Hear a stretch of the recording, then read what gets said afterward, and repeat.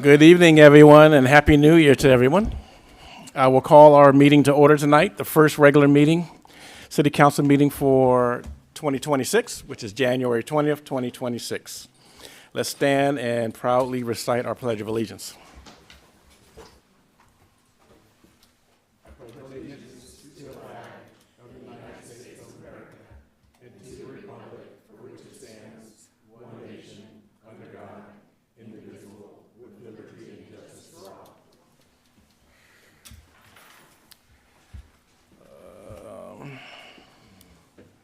Madam Clerk, would you kindly do the roll call, please?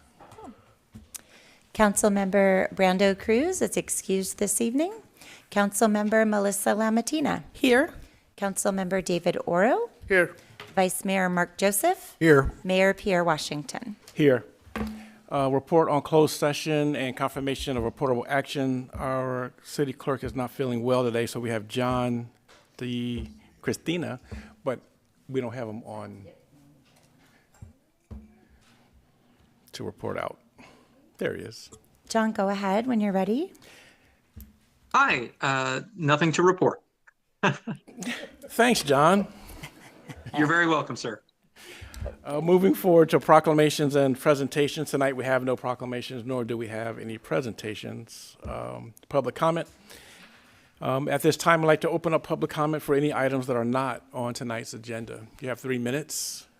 We will time with the clerk, and we will ask for the first person that has a card.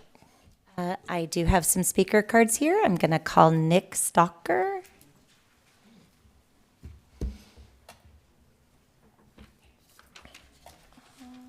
Thank you.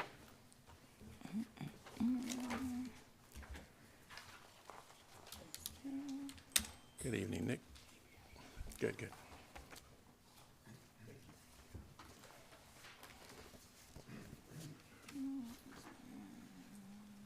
Can I get my full 3 minutes back, please?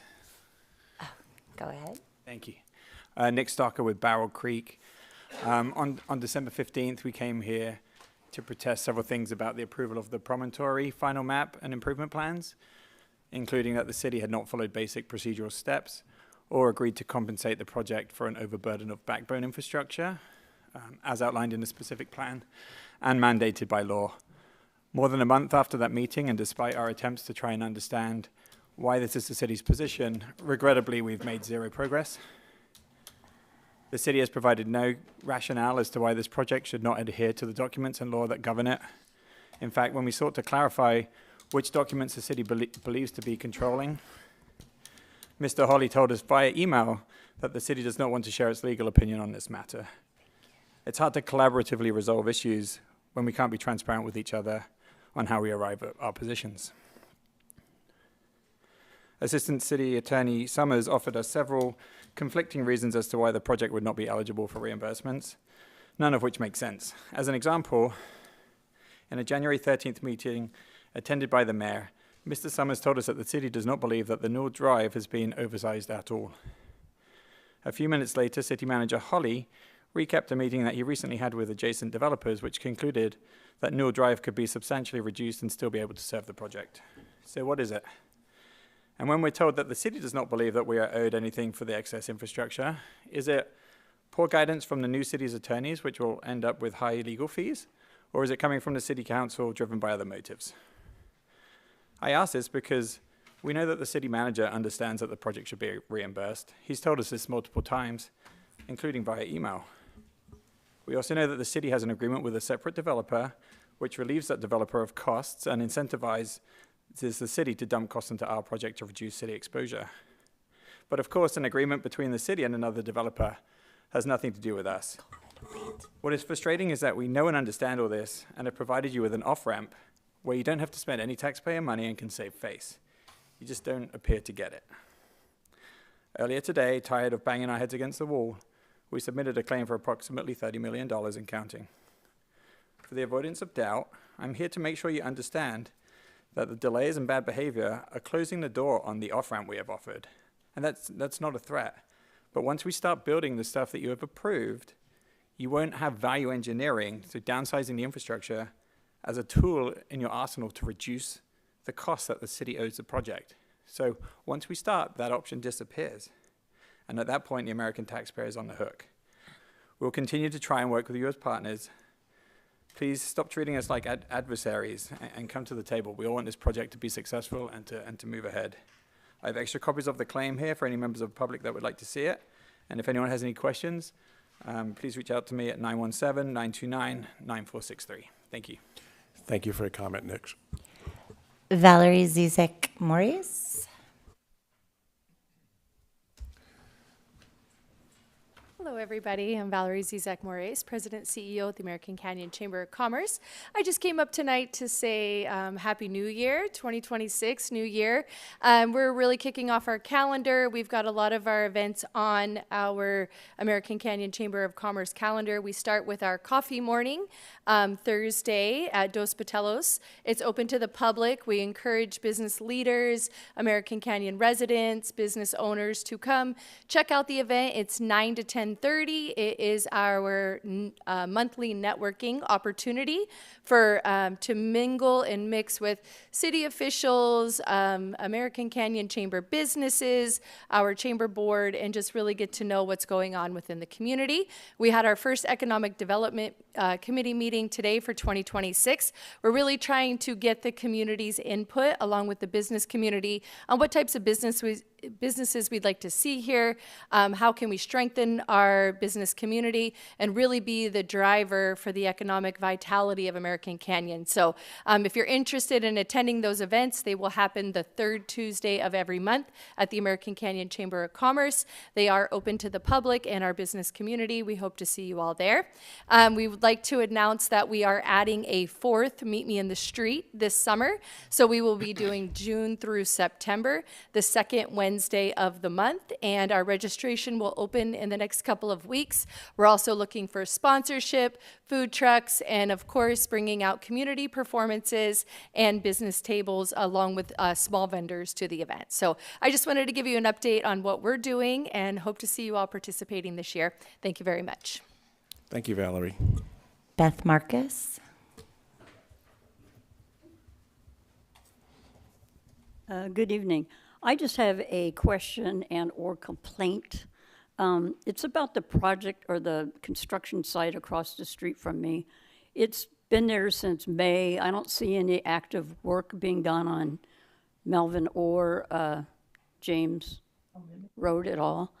I haven't seen any kind of movement there. But my biggest complaint is the green screening that covers all this dirt and piles of different kind of concrete and things are there. It's torn down, and I was wondering if they're going to be there further, if it could just get fixed or, put back up, or new, I don't know what you call it, stuff to hide it so we don't see all of it. Privacy fencing. Thank you, Beth. Yvonne Beginski. Where is Yvonne? Hi, my name is Yvonne Beginski, and I live here in Napa County. I'm here to say Happy New Year, and thank you for the great bathrooms at the wetlands. I love them. I'm actually here because I do come down to this area quite often, and I travel on Green Island Road. And so, we do have that Measure L that everyone's been talking about in American Canyon. And one of the concerns I had was the increase of traffic on Green Island Road. And so I asked to see a copy of the traffic study for American Canyon that was done in 2023. And it noted that there are 6,000 trips daily on Green Island Road.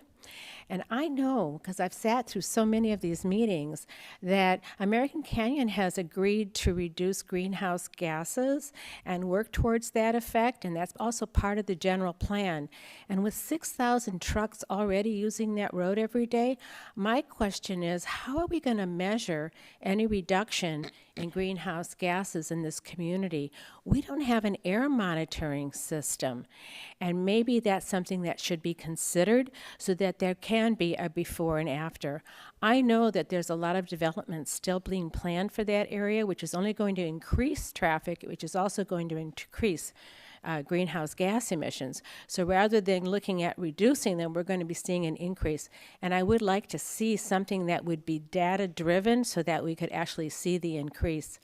I'm currently working with Napa County on their biological resources data, their BDR report, and I'm seeing how important it is to have accurate data on all this. Because when I come up here and I say to you, wildlife is declining in American Canyon, I don't have any proof. I can't tell you, oh, we have 34 fewer ground squirrels, or the shorebirds, we've noticed a huge decline in shorebirds, unless we start collecting the data. And so, you know, when we go before and we advocate for land development or we advocate for conservation, having good, clear data is really important. And so I'm urging you to have an air monitoring system placed somewhere in American Canyon, especially in the industrial area, so that you could actually measure. There's another source called Breathe California, and in that Breathe California, they track asthma cases, and the latest report for American Canyon on asthma cases is higher than the rest of the county. So I don't remember the exact percentage, but I just want to point that out to you. Thank you. Thank you, Yvonne. Okay. The Sherry Tennyson.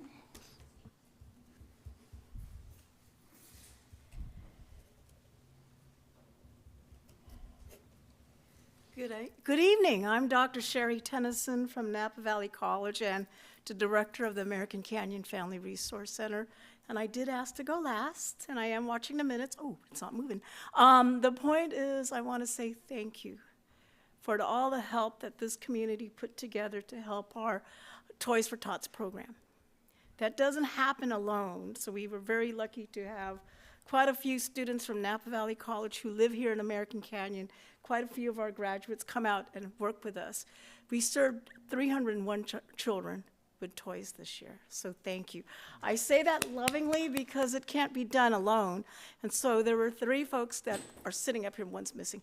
Okay, 4 people and one's missing, who actually came and was with us the day of. So you folks got to meet our families that are still here in American Canyon and who still are in need.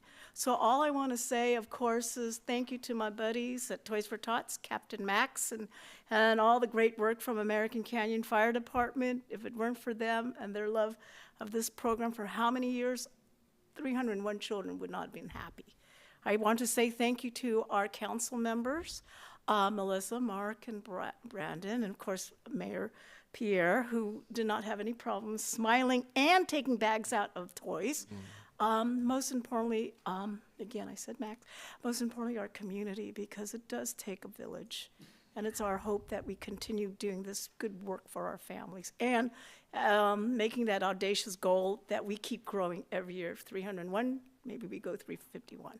So again, it's needed, and I want to just say in gratitude, thank you. Thank you, Dr. Tennyson. Janelle Selleck. Good evening, everyone. Janelle Selleck, Executive Director of the American Canyon Community and Parks Foundation. Thank you. Great to be here tonight.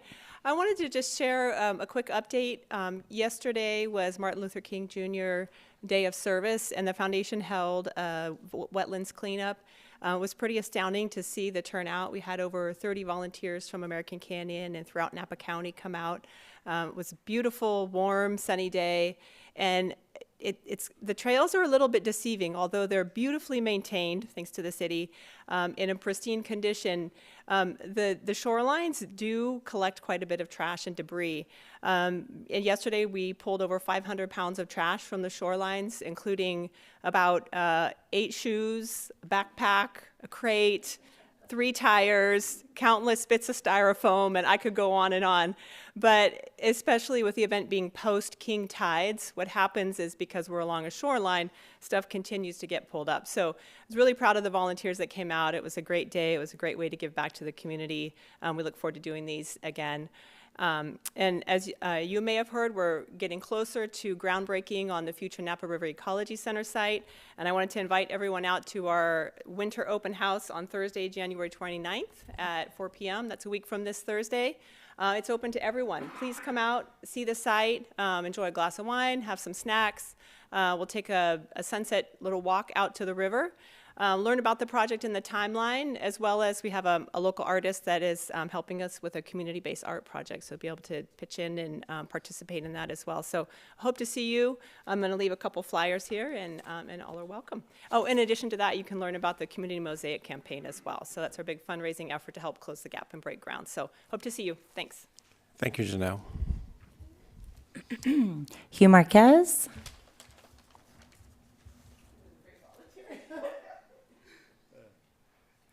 Hugh Marquez. I want to thank the mayor and council. Yeah, it was a great event yesterday. We pulled out a lot of stuff out of the.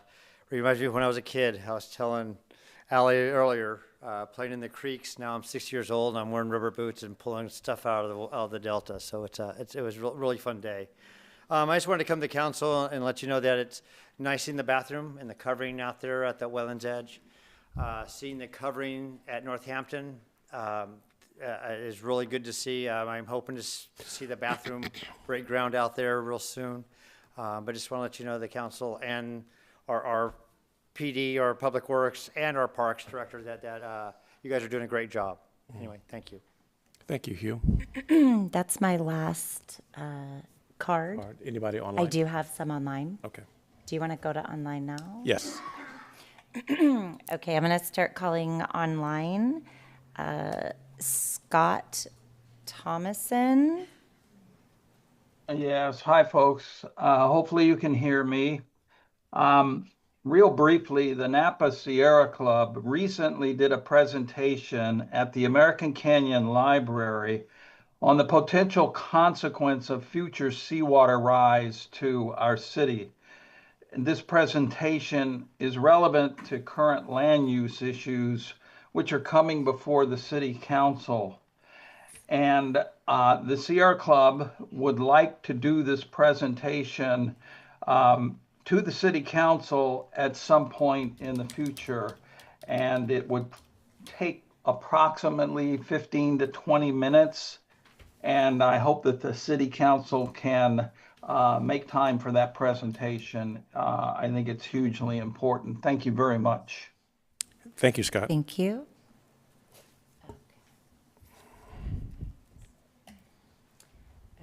Okay. Karen, go ahead.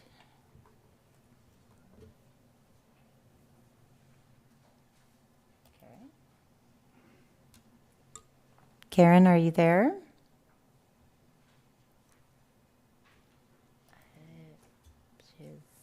Can you hear me? Yes. Yeah. Okay. Well, good evening, everyone, council, staff, public. Happy New Year to all. I just have one concern, and this would probably be directed over to Allie. I signed up for the little I Spy hunt that we had during the holidays. It was quite fun, I must admit. We had a wonderful time. And the lady that put it on, that was in charge of it, she was great. My only concern about that was when I registered and I put in my address, because you can pay residential price and then you have non-residential price. Well, when I finished everything, it came back that I was charged the non-residential price, which I thought was kind of strange. So when I called the next working day about that, I was told there are no refunds. And the young lady explained that it's the program that they have, and it doesn't allow for that. And what they do is give you a credit for 30 or 60 days. But maybe a lot of people, such as myself, won't be using that within that time frame. So now I'm out the difference of the residential as opposed to non-residential fee. So I would certainly hope that they can work on that and get that corrected. I find that to be a bit of a problem. But if you could do that, it would be great. And like I said, it was a lot of fun. I will definitely be participating again this year. Thank you. Thank you, Thank Karen. you. For the record, can you give us your last name? Fritz, Oh, Fritz. Hi. Karen. Hey, Karen. hello. Thank you. Okay. He's laughing. Really? Yes. Justin, go ahead.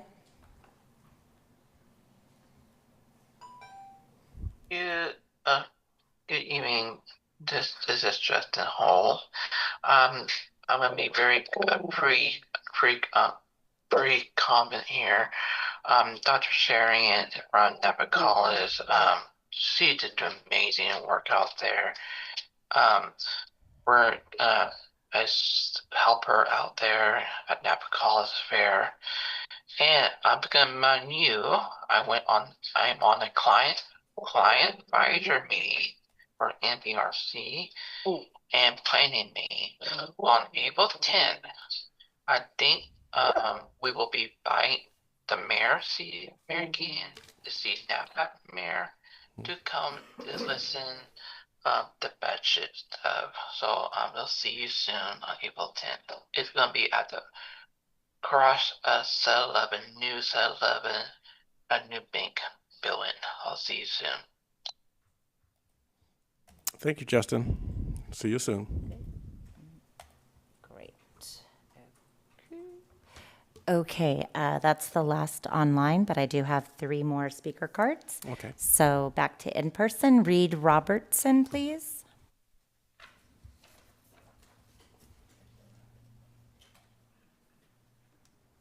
Hello. Hi. Reed Robertson. I would echo what my brother-in-law Nick Stalker mentioned earlier regarding the Watson Ranch plan. I used the word disappointed earlier with the city to Mark.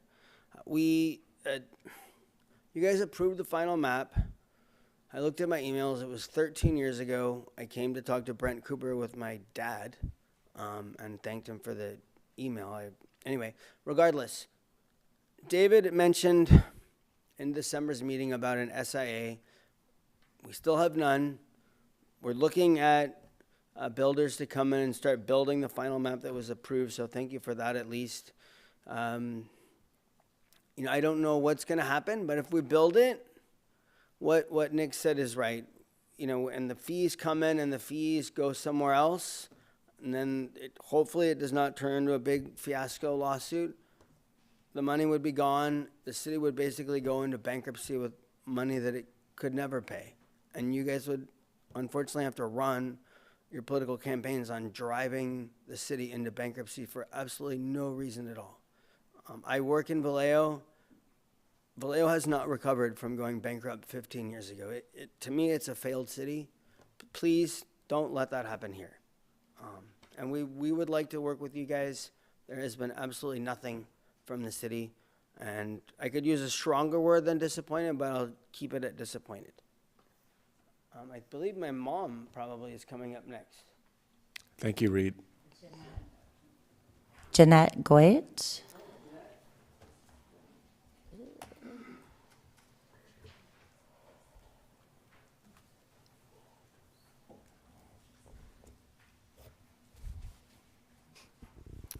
Good evening, Mayor Washington, City Council members, and members of the public.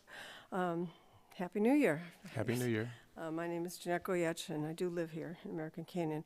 I'd like to address 2 different topics in my 3 minutes here. First of all is the L petition, Measure L petition. If it passes with the necessary 14 or so signatures, the City Council can vote to changing the GIV property from open space ag to industrial property. The vote of the people will be taken away, as is what happened with Measure K. I went to the the American Canyon Library presentation on January 14th, where the Audubon Society and the Sierra Club had presentations regarding the GIV property and its importance to preserving the wildlife from harm. There was also some very important information in regards to sea level rise and how this particular property is especially vulnerable. It was nice to hear Scott, he did the presentation and was excellent on that too. After hearing these presentations, though, I cannot for the life of me understand why this property should be industrialized. Surely there is other options for like a sports facility or housing in American Canyon.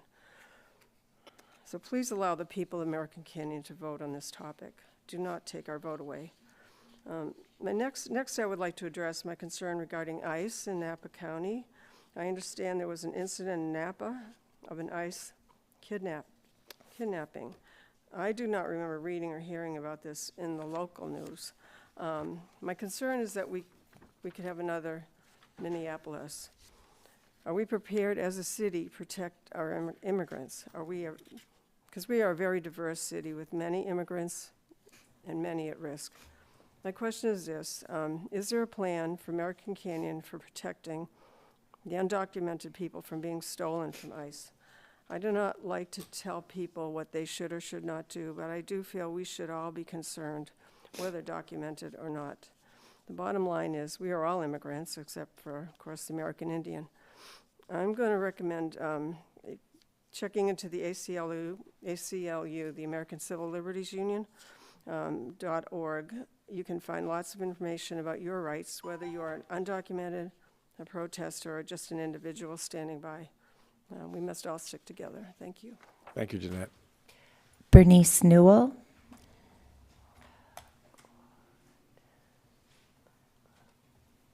Thank you for letting me speak. I'm Bernice Newell, daughter of Jack and Bernice Newell, who's worked with the city before it became a city. So we've been with American Canyon for many years. And anyway, working on this project, we have become very disappointed with and feel very thwarted by the city.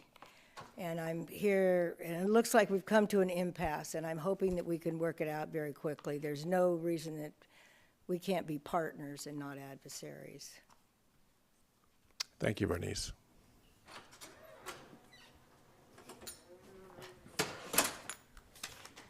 That is my last speaker card.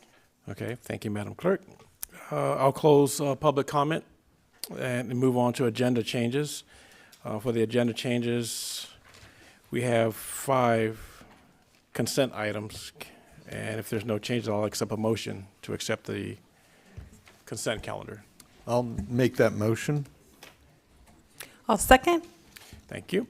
We have a second. Madam Clerk, can we do a roll call, please?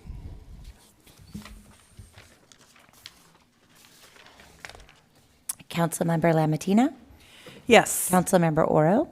Yes. Vice Mayor Joseph? Yes. Mayor Washington? Yes. Okay, well, next we'll move to public hearing. We have 2 items for public hearing, which is item number 7, the Crawford Way multifamily condominium tentative subdivision map. William He.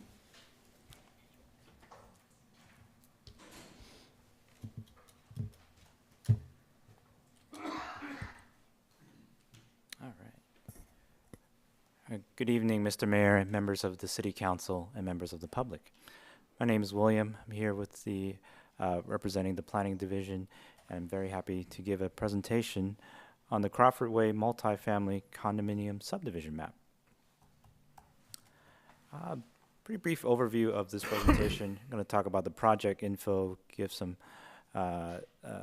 feedback on the public outreach, and then go straight to the recommendation for the project. So planning and zoning for this project. Staff and the Planning Commission support the project as condominiums. The project was recommended for approval of a subdivision on November 27th by the Planning Commission. The project site is a 4.3 acre site in the Broadway District Specific Plan under the Local Serving Mixed Use Zone, LSMU. The access for the site is on Crawford Way, but there will be one emergency vehicle access onto Highway 29. The project itself consists of 100 3-story homes. These are townhomes, and they consist of 68 2-bedroom units and 32 3-bedroom units. The project site will have 16 buildings. Some of these buildings will have 4 units, and some of these buildings will have up to 8 units per building.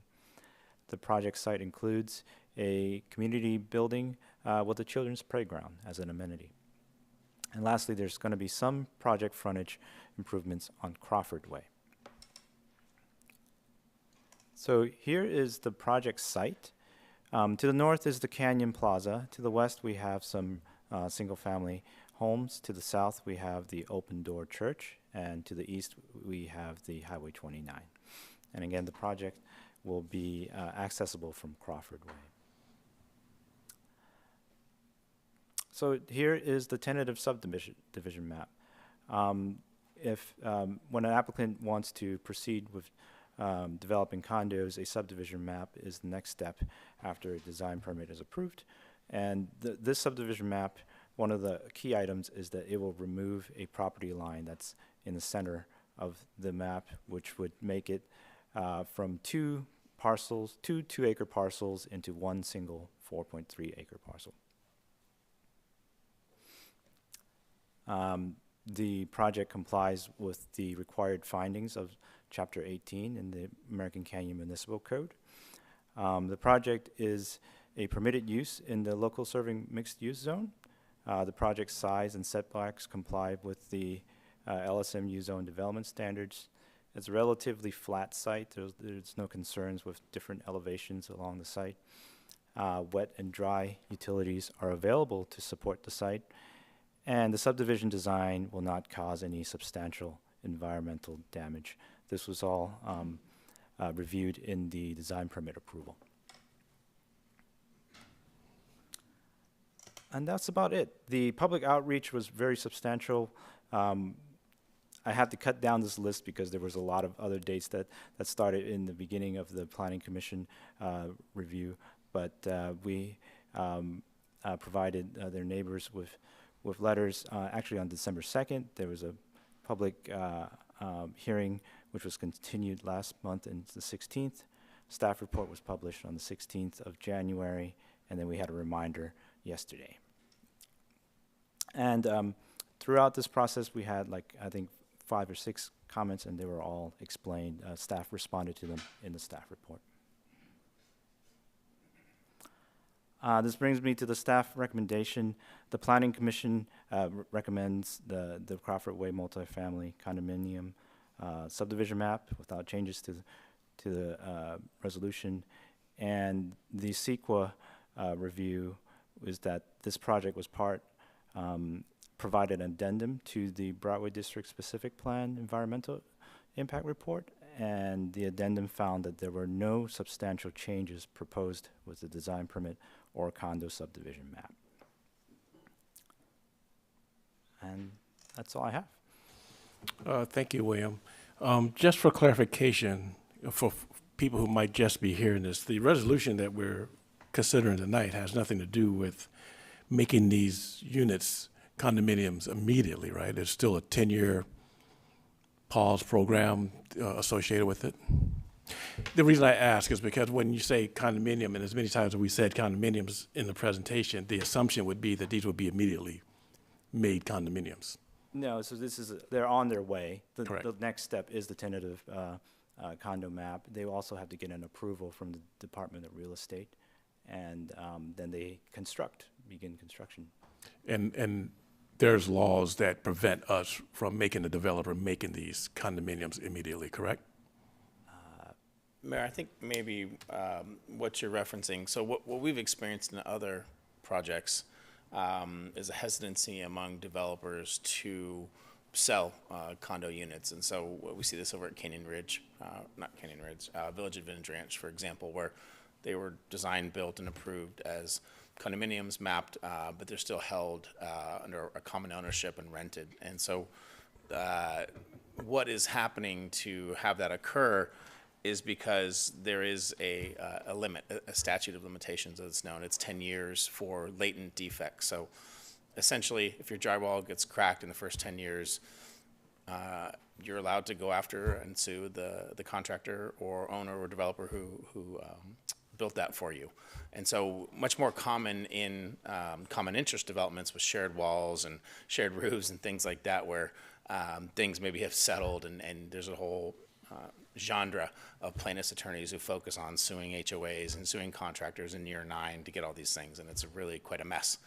And so there isn't anything that would prevent folks from selling these units. It's going to be up to the property owner if and when they build them, and if and when they move forward with any of this, it's on them. That they will get to decide. But what we have seen in our experience is this other state law that exists that is kind of allowing these other practices to happen that kind of creates an impediment or creates a disincentive for them to do that. So on our end, what we're doing is laying all the groundwork for these to eventually turn out to be condos and be sold that way. But it'll be up to the property owner to decide if and when. Okay, thank you. I just know that, Vice Mayor, you've always been an advocate for condominiums, so I just wanted to make sure it was clear that people didn't think we had condominiums coming in here within the next 4 to 5 years. We might. Again, it's going to be up to the property owner. Yeah, I was going to, wanted to hear from the developer first if they had comments, because I know there seems to be a dispute over the inclusionary housing condition. And it seems to me in reading this, it does sound like the developer's intention is to build them for sale, relatively immediately. That's the impression I'm getting, and I'm not clear, so that's why I'm looking forward to hearing comments from the developer to figure out what exactly is the intent. I mean, historically, the city manager's right. Usually, developers will come up and say, we're going to build it to condominium standards. I think because their intent is to get the word condominium into the atmosphere so that people like me will say, oh yeah, there's hope. I understand that we can't make you do that, but if the developer wants to, it seems like we should take advantage of that opportunity. And I do know there's a bit of an incentive because as a condominium, they only have to come up with 10% affordability. If it's just a rental, it's 15. So again, I'm looking forward to hearing from the developer because there's just some confusion in my head, and I'd like to get it all cleared up before I vote. So thank you. Mm-hmm. Thank you, Vice Mayor. Any other clarifying questions or comments from council? Seeing none, I will open to public comment for item number 7. Okay. If there's any public comment. I have a couple of cards. Okay. Philip Thomas.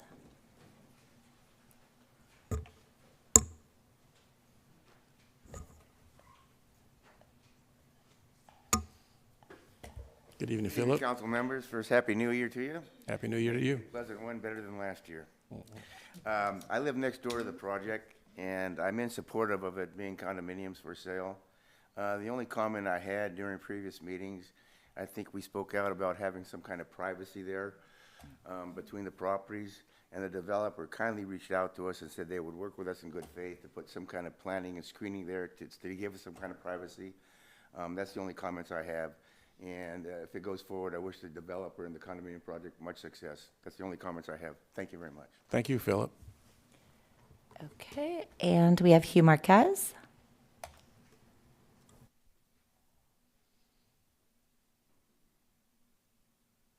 Good evening, Council, Mayor. Hugh Marquez. I live on Crawford Way.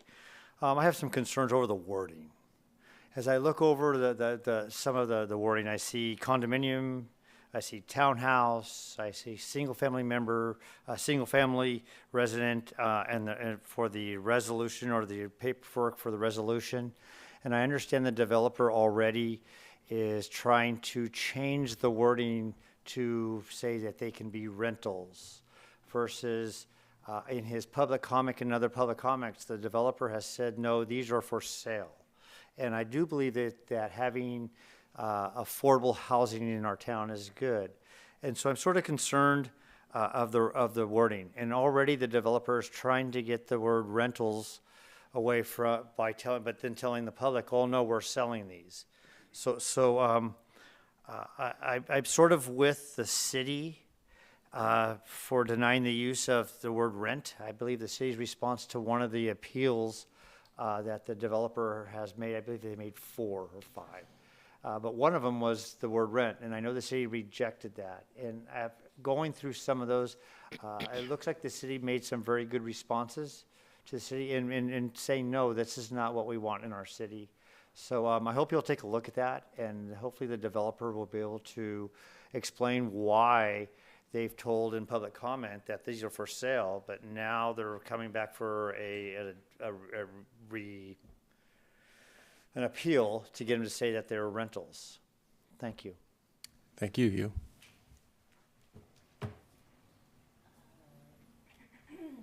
I have no other speaker cards and no hands raised online. Thank you, Madam Clerk. Since there's no more public comment, I'd like to close public comment for item number 7 and return to the council for any additional statements, questions, or motion to adopt the resolutions approving the tentative subdivision map. Is the developer going to make any statement or comments? If we can avoid closing the hearing just to hear from them. I mean,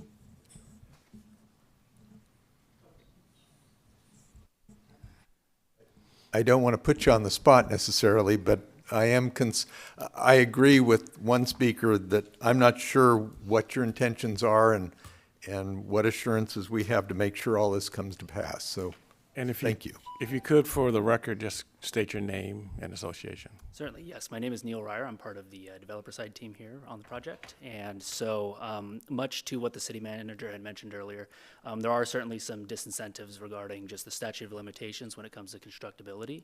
So there hasn't been a final decision yet made on when ownership would like to move forward with selling the units, but I think having that optionality at this time is still something that wants to be secured.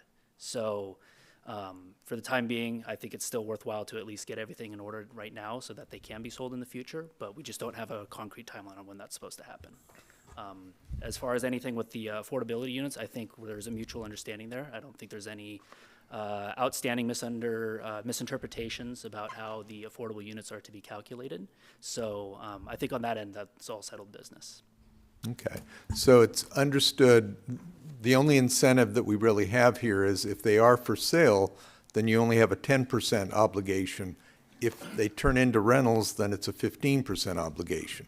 That is correct. And the language we have, the conditions of approval are clear to you that it's kind of like whatever ends up happening, if they're for sale, great, I'm excited, 10%. If you can't sell them, they're rentals, I'm not excited, and you got a 15%. Yes, and I think as part of our submittal to the DRE, that will be further codified. So we'll go through with that DRE submittal process as requested, and once that is finalized, then we'll be able to present our case fully and explain exactly what it is that we're doing. Okay, thank you. Absolutely. Councilmember Oro. So, sir, if you don't mind, I may have a question for you, and you may want to comment or not. So let me just rephrase what I just heard in more simple terms.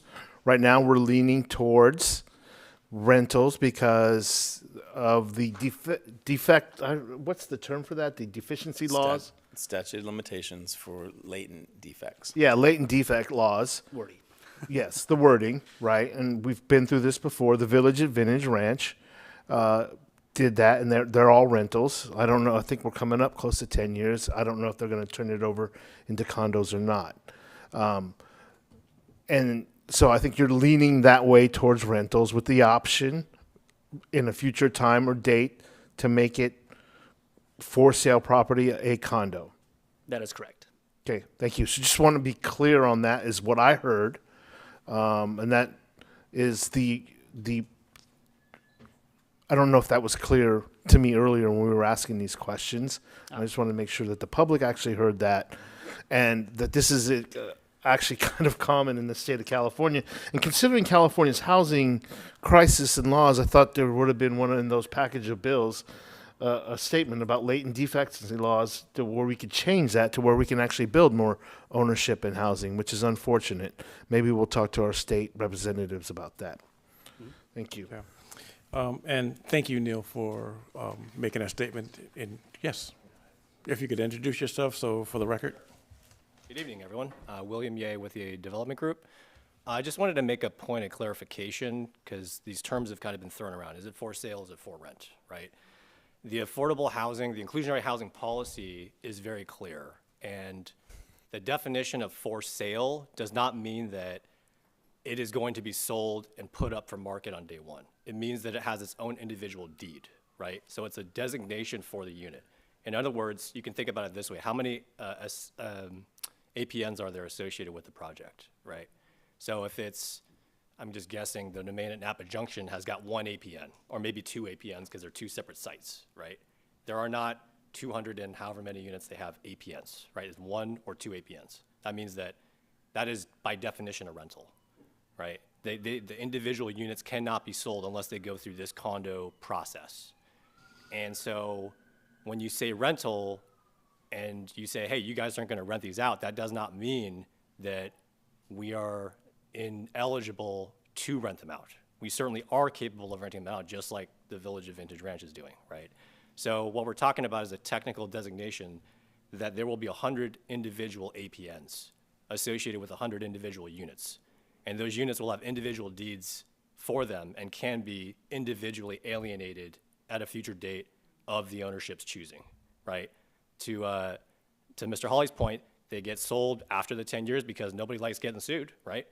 And so that's the distinction. So I want to be clear on that. We are pursuing a condo designation for the entire project. There will be 100 APNs, and that will thereby make us make the affordable housing or the inclusionary housing requirement be 10% of units permitted by Bright, which is 86 units. So we will have 8.6 units that are considered inclusionary, lower income, that rounds up to 9 units. That then will be distributed according to the global programming of the site. There are 68 two-bed units, there are 32 three-bed units. And so the same proportion would follow through for the affordable or lower income deed restricted units. So that's what we're talking about. We're going for a condo designation. We are, when I say, oh, they're gonna be rentals, that does not mean that we're gonna have one APN and we're gonna be subject to 15%. That's not what we're talking about.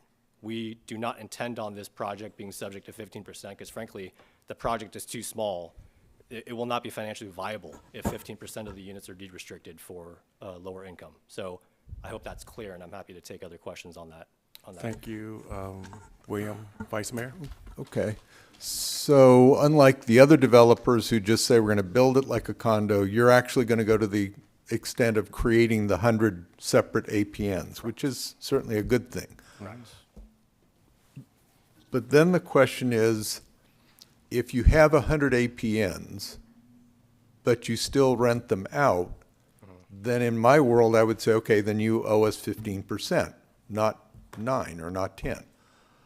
So I guess the question is, how do we figure out what your business model is? Because you're going through all the motions to make it for sale, right?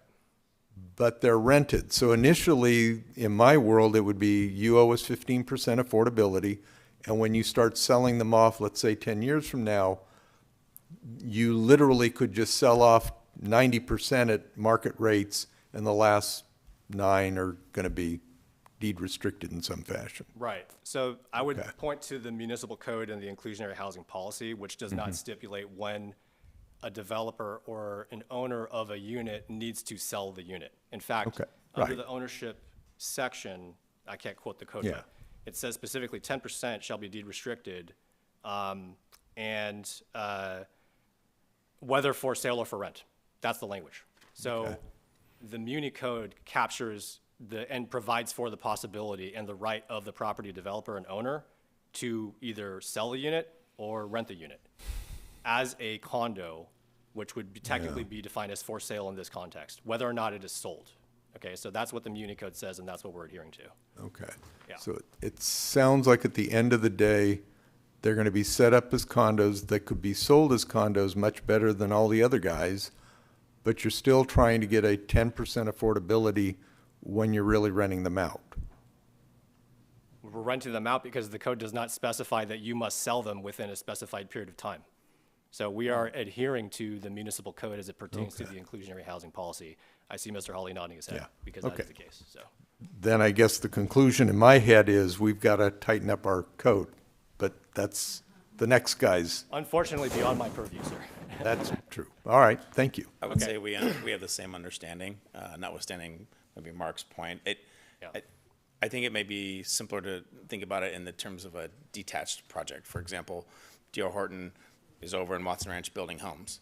They're doing an affordable obligation, although it was met separately through a built project. If they hadn't done that built project, they would have had your basic affordable project.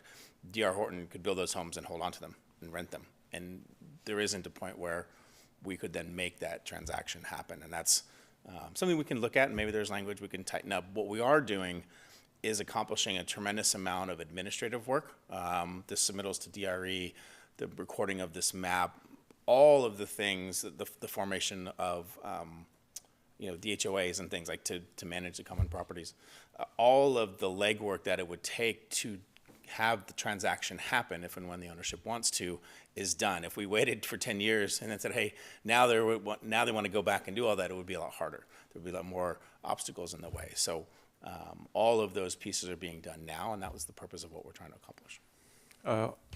Councilmember Oro. Yeah, thank you. And listen,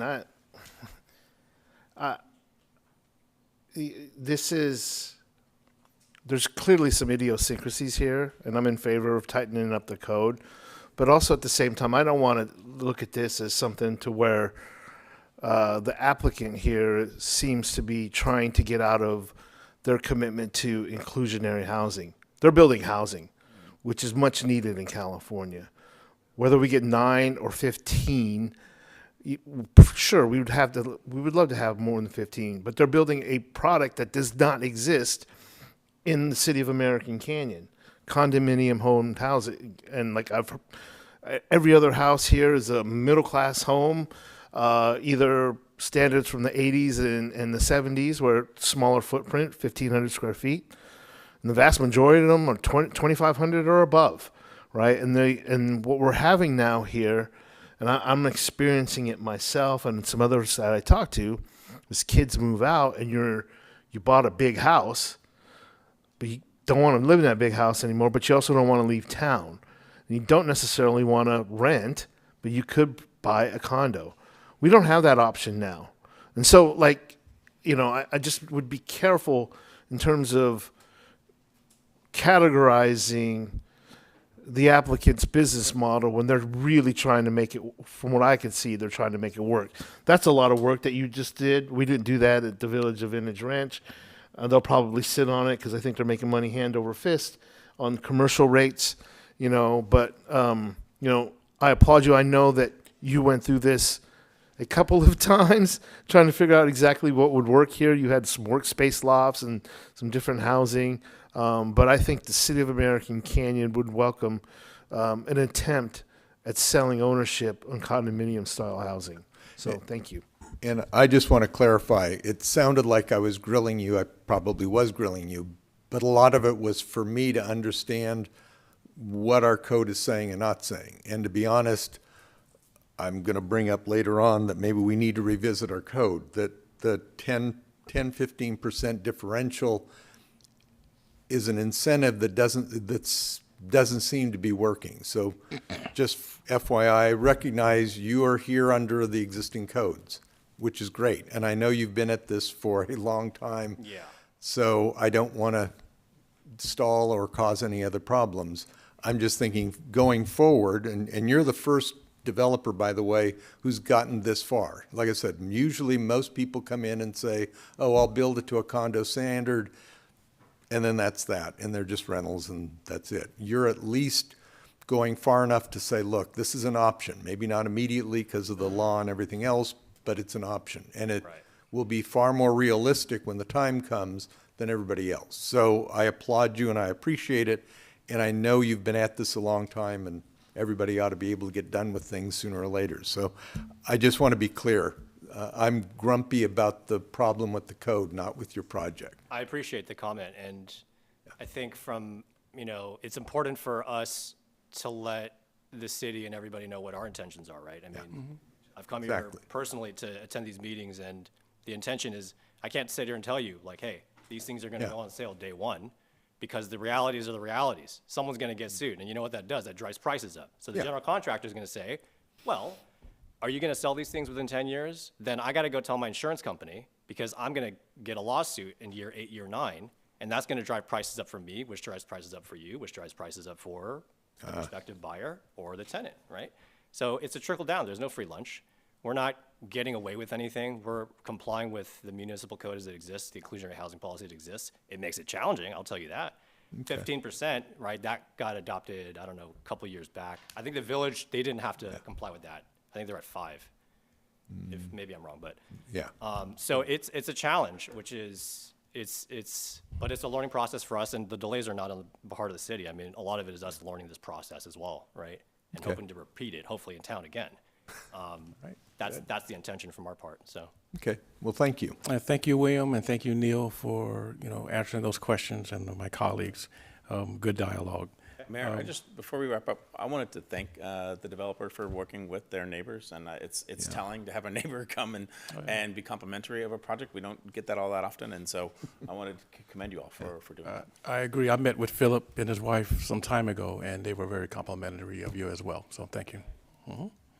So I'll close public comment and come back to the council to return to accept a motion or adopt a resolution approving the tentative subdivision map to permit the future subdivision of Crawford Way project. Well, just to show there's no hard feelings, I'll make a motion that we adopt resolution number 2026 next in order, a resolution of the City Council of the City of American Canyon approving a tentative subdivision map to permit the future subdivision of the Crawford Way project into 100 condominium multifamily dwelling units on a 4.34 acre site at the southwest corner of Crawford Way and Highway 29, APNs 058302001 and 058290012, file number PL25-0010. I'll second. We have a second. Can I get a roll call, please, Madam Clerk?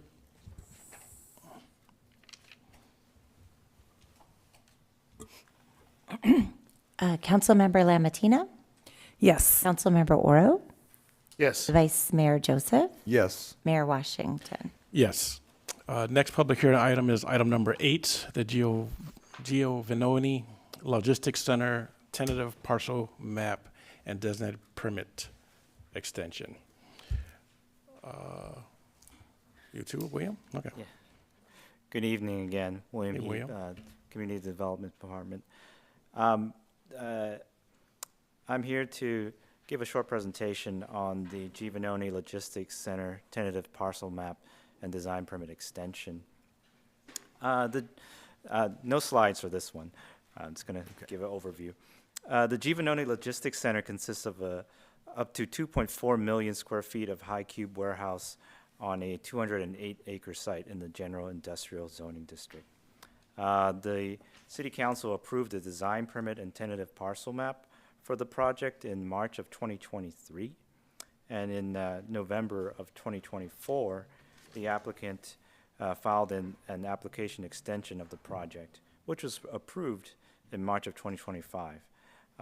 The applicant needed more time to complete their final map. So they're getting close. And then last November, the applicant filed a second extension for the project, and they explained that legal matters have initially delayed the project, and more time is required to complete the private improvements that are required prior to the final map.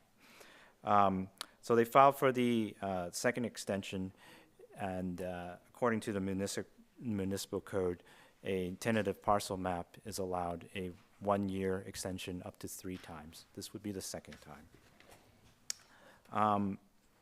The project is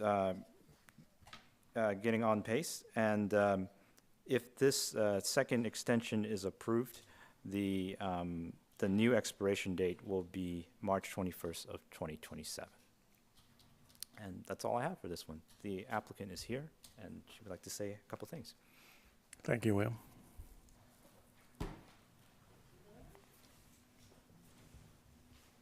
Good evening, Mayor, Council. My name is Caitlin Moore, and I'm a Senior Development Project Manager for Buzz Oats, and I'm here tonight on behalf of the applicant. I've been working on this project for the last 2 years alongside Joe Leviach of our team, who's been working on it for several more.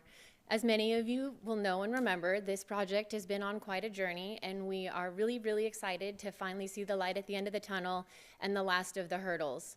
I wanted to thank staff for preparing the staff report tonight and for getting us on the agenda. Our ask tonight is simple. It's just a 12-month extension on the previously approved conditions of approval on the tentative parcel map and the design review permit. We're not asking for any changes to those conditions, and I'm also happy to add that although I can't disclose any specific names, we are in current negotiations with a build-to-suit tenant that would occupy a large portion of phase 1, which is to the east of Devlin Road for the project. And with that getting solidified, it'll help us pick up speed even quicker. Even without that tenant, we still plan to move on this project in 2026 as soon as we can get our permits approved.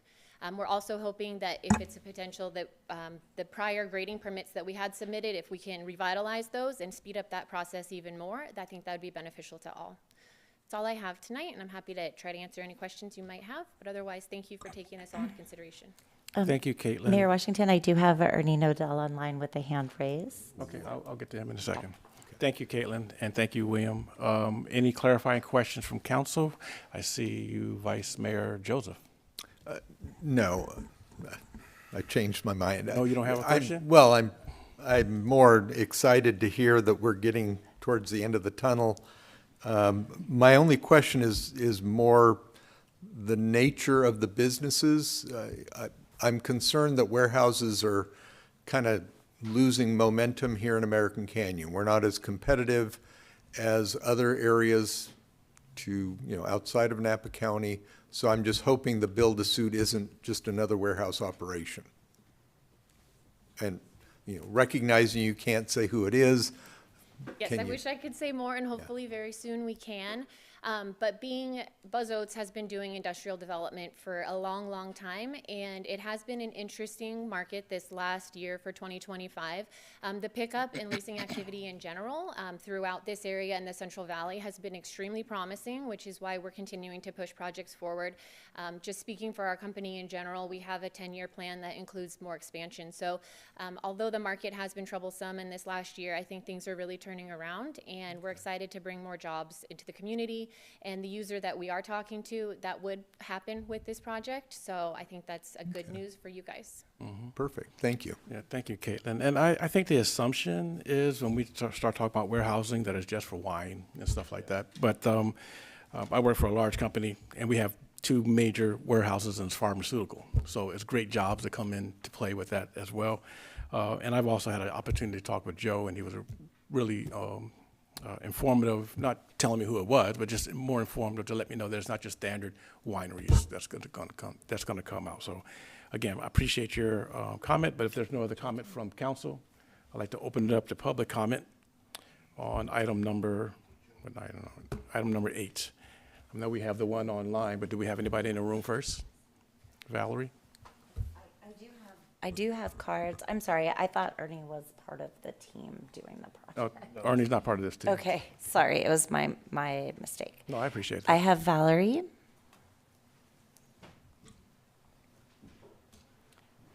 Hello, everybody. Valerie Zizek-Morris, President CEO of the American Canyon Chamber.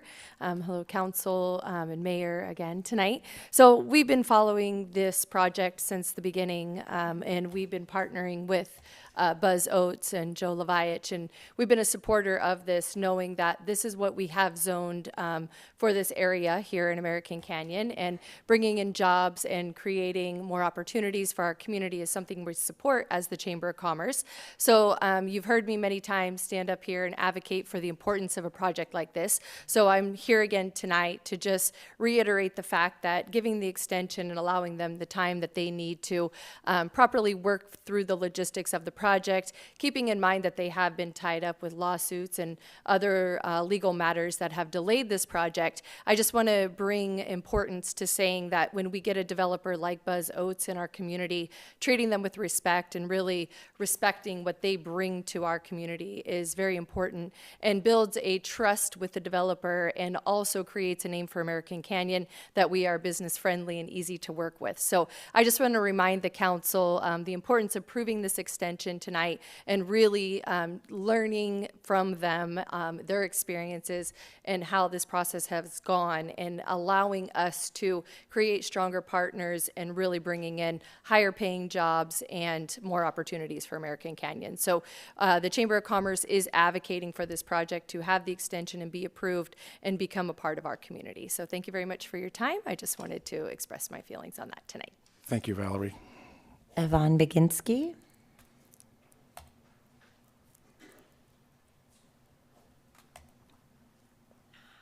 Hi, I'm Yvonne Baginski with Napa County. Kind of a glass half empty kind of gal today. Thank you for your enthusiasm and hopes for the future of Buzz Oats in this community. But what I'm reading in the North Bay Journal and in the Press Democrat and in other publications seem to indicate that the businesses that have traditionally used these warehouses, at least in American Canyon and Napa County, are faltering. We just had Napa Valley Co-op withdraw from this particular project and take 1.1 million square feet and downsize to 100,000 feet, which they're going into Sutter Home Winery warehouse. Constellation is just closing their facility in Southern California. We're starting to see a lot of things shutting down. I don't know what the anchor of the Buzz Oats building is going to be, but I will tell you that the New York Times reported last week that a lot of these warehouses are being renovated into ICE detention centers. So I caution leaving these empty warehouses sitting around and waiting for ICE to come in. I believe that the level of empty warehouses in American Canyon is almost 20%. I don't know whether that is going to play into this. I know you can't say no. I know that you're going to say yes. You're going to vote yes for this. I know that. But I just want to caution you that the winery business and everything I'm seeing is going in the other direction. And these are going to be some very tough times. So I'm just cautioning you. And I know that that's not going to change your vote, but I just wanted to say that. Thank you. Thank you, Yvonne. That is my last speaker card, if you're ready for online. Yes. Okay. Ernie, go ahead.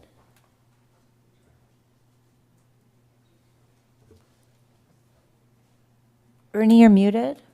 Yes, thank you. Good evening, Mayor and Council. My name is Ernie Nodell. I am with Orchard Partners, the developer of the Napa Logistics Park. I stood before you 1 year ago when the Giovannoni Logistics Park sought to extend their tentative map and design permit. I had requested that council look at correcting conditions in the tentative map and design permit before approving the extensions. I explained the city had made a gross error by understating how much the Giovannoni developer must reimburse us for their share of the permanent sewer solution.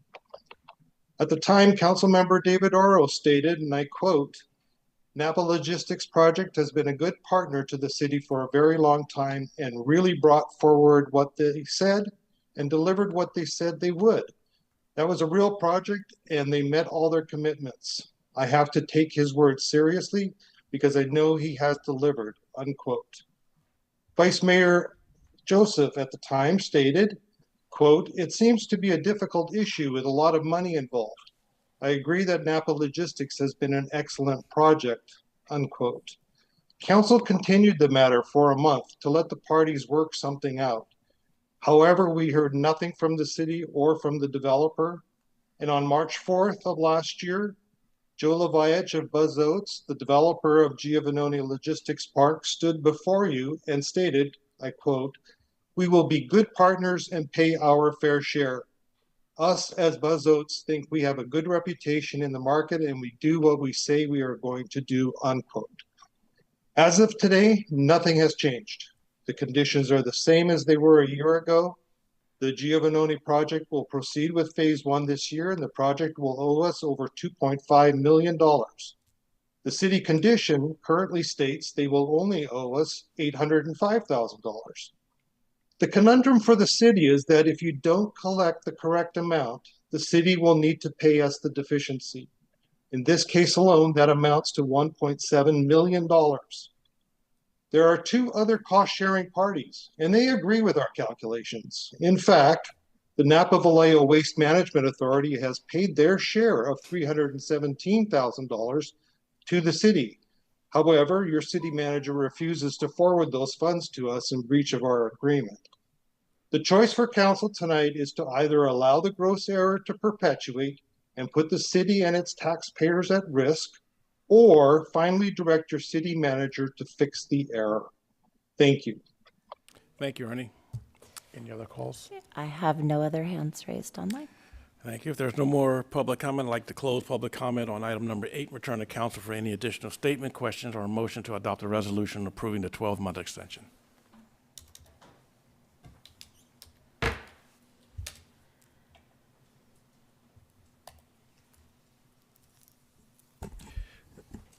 Well, my understanding is that we are trying to work those issues out, and I'm not going to publicly discuss anything here. I do believe that we should extend the Giovannoni project, and I am looking, there we go. So I'll make a motion, comments notwithstanding, a resolution of the City Council of the City of American Canyon, California, approving a 12-month extension to the Giovannoni tentative parcel map and design permit from March 21, 2026 to March 21, 2027.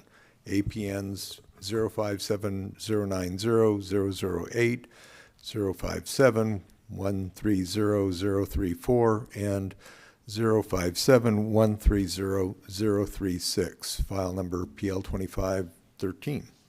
I'll second. We have a second. Can we get a roll call, please? Councilmember Lamatina? Yes. Councilmember Oro? Yes. Vice Mayor Joseph? Yes. Mayor Washington? Yes, and for the record, I just want to say, Joe and Caitlin, you have been great partners, so thank you. Next, we'll move on to business item number 9, the revenue measure. Mr. Holly, is that going to be you or Ally? Yes, Mayor. I'll just do a little bit of a backdrop here. This has been a topic that the council has put on our work plan for this particular year. It's something that you had delegated over to the Parks and Community Services Commission for exploration, and over the last several months, staff has been briefing them on this particular issue, and now we're bringing it forward for discussion with you all. So we'll take it away, Ally. Thank you, Jason. So yes, we're here this evening to talk to you about our revenue measure coming for November 2026. So at the council's direction, the Parks and Community Services Commission was tasked through its work plan to learn about and provide input on a potential revenue measure to help fund future large-scale civic projects. As part of this effort, the commission received a presentation from Assistant City Manager Juan Gomez and myself on November 13, 2025 and January 6, 2026. On a parallel path, the commission has been working on updating the Parks and Community Services Master Plan, which is expected to be completed by June 2026. In early 2025, the Commission completed an extensive community engagement process, which identified several key wants and needs, including continuing to take care of what we currently have, install synthetic turf fields, which costs approximately about $2 million per field. Oops. There we go. And we estimate that the city would need about 3 fields to be able to support our current youth sports organizations, their demands of where we're at currently now and potentially into the future. And then update our play pool at the Philip West Aquatic Center, which is an estimate of approximately about $4 million. And then to build a double gymnasium / community center, which is an estimated approximately $30 million. Through this process, it has become clear that many of these community priorities are significant capital projects and would require additional funding beyond the current general fund capacities. The commission looked at 3 different revenue measure options. One is a transit occupancy tax, which is also referred to as a TOT. So the TOT currently right now, what we have is 12%. The city receives that fully, so we receive that 100%. That pretty much what happens is the tax is paid by people that stay in that hotel. They pay the room rate plus that 12%, and that comes directly back to the city. We currently bring in about $1.9 million, and we have about 3 hotels that currently contribute to that. We have a 4th hotel that will be contributing to that here in the future. The city could increase that by 1%, and that could potentially generate an additional $158,000 a year. So that could be an option. Option 2 is a parcel tax. So this tax would be placed on a property. This tax could be a variation of things. It could be a fixed amount. It could, it's tied to the property. It's where the owner is pays for, it's tied to the property and the owner is fully responsible for that. And it's part of the tax. It's part of their bill. And it's fully, it's the burden of the taxpayer on that property. And again, it could be a fixed amount, it could be a percentage, it could be tied to the number of units on that parcel, it could be based on the square footage of the home, it could be a variation of things. It really is the makeup of how you want to make that parcel tax break out. And to keep things simple, we currently have 5,500 parcels. Of those, 5,000 are residential, and if we were to just kind of, again, keep things simple, if we wanted to impose a parcel tax, we can simple math, $100 per year, that would generate about $55,000 per year. And then lastly, we looked at the transaction and use tax. This is also known as a sales tax. Currently, right now, so how that works is it's kind of like you go to Walmart, you buy something, you pay sales tax. The local share is 1%. The city gets that full 1%. That is currently set at 7.75%. That's what we pay here in American Canyon. You have there is the ability to impose an additional district tax increase, which we can incrementally increase from 0.125% all the way up to 2% at a max. The max forever would be 2%. Currently, right now, what you're most familiar with is Measure U, which is here in Napa County. It has already imposed 0.5%. So leaving 1.5% on the table for us for the rest of forever until legislation makes that change. So each additional 0.25% roughly generates $750,000 a year. So in essence, 0.5% sales tax would generate $1.5 million, and then a 1-cent sales tax would generate $3 million. So with that being said, with the community's priorities and costs in mind, the Commission discussed 3 potential revenue measure options. The Commission did not support exploring a transient occupancy tax due to its concerns that it would not be beneficial and could impact hotels' competitiveness in Napa Valley and the hotel market. The Commission also did not support a parcel tax as they did not want to place an additional financial burden on residents. Instead, the Commission is interested in exploring a sales tax measure since the burden would be shared with visitors and not just residents. The Commission is recommending that the City Council award a contract with FM3 to conduct statistically valid public opinion research to assess voter support and overall viability of a revenue measure. This is considered best practice before taking any revenue measure to the ballot. The survey would be conducted in both English and in Spanish. In addition, the Commission is recommending increasing our current contract with Trepepe Smith.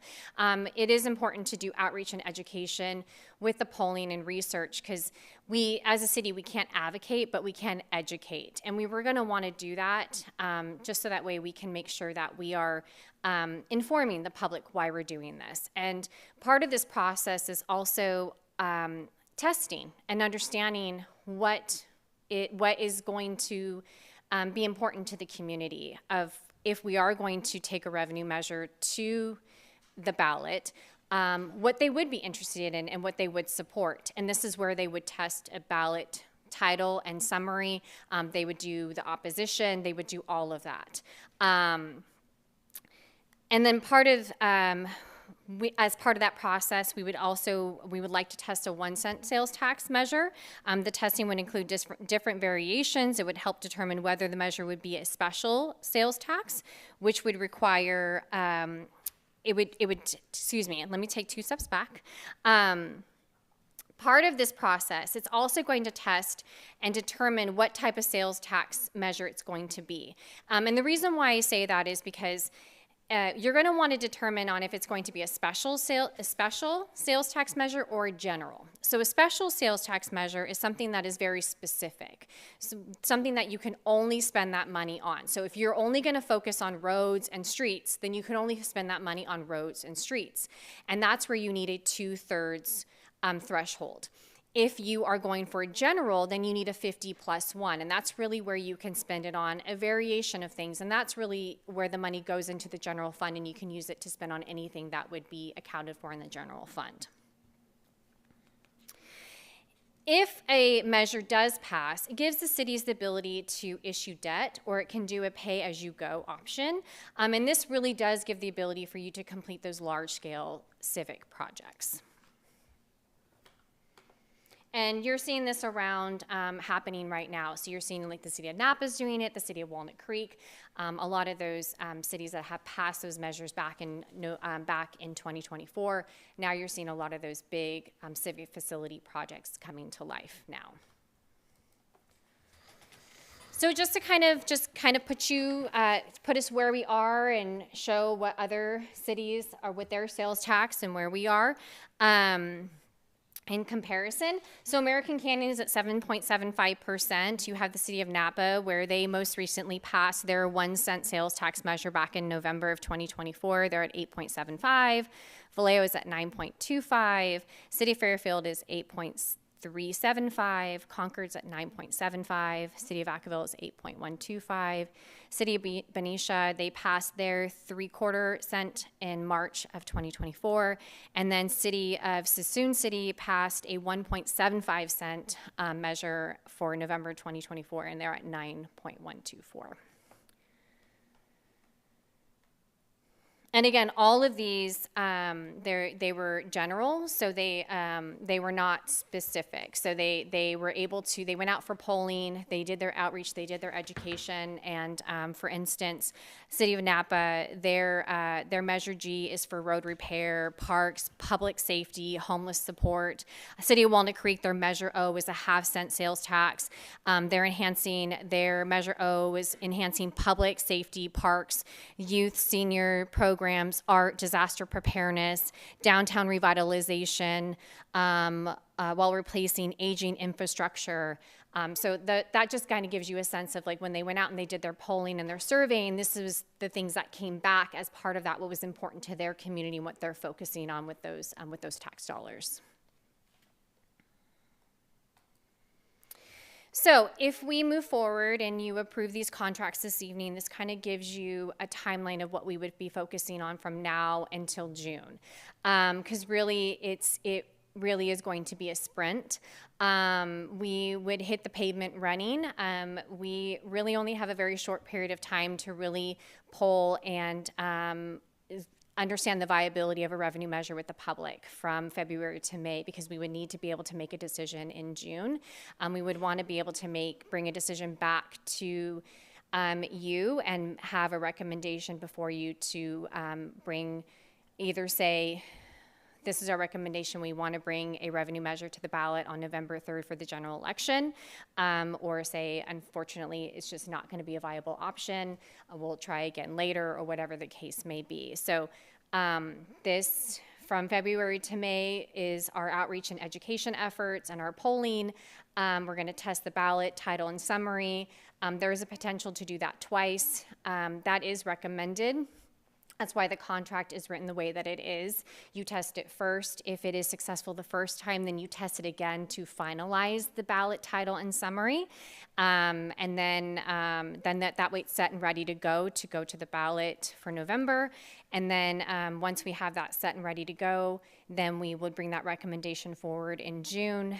And if the council decides and agrees, then from June to November, then our outreach and education efforts would be around that initiative to vote yes on that initiative for November. And that concludes my staff report, and I'm here to answer any questions for you. Thank you. Thank you, Ally. For me, one question though, on the part where you said that once we get that polling back in June, so we could push it forward if it's yes to go on the ballot. Say it's a vote of 4-1 on the council. By the time it goes on the ballot, I think you and I had a conversation about this, Jason, where you could write the council members that are supportive of it can write a reason why we support it, and the council who are against it could write something about why the cons of it. Correct?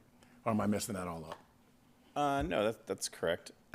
So generally, just taking a little bit bigger picture, generally cities can't use taxpayer dollars to advocate for or against measures. There's some limitations to that, or there's some exceptions to that, I'll say. For example, the council can adopt positions of support or opposition, and you can do that on a variety of measures.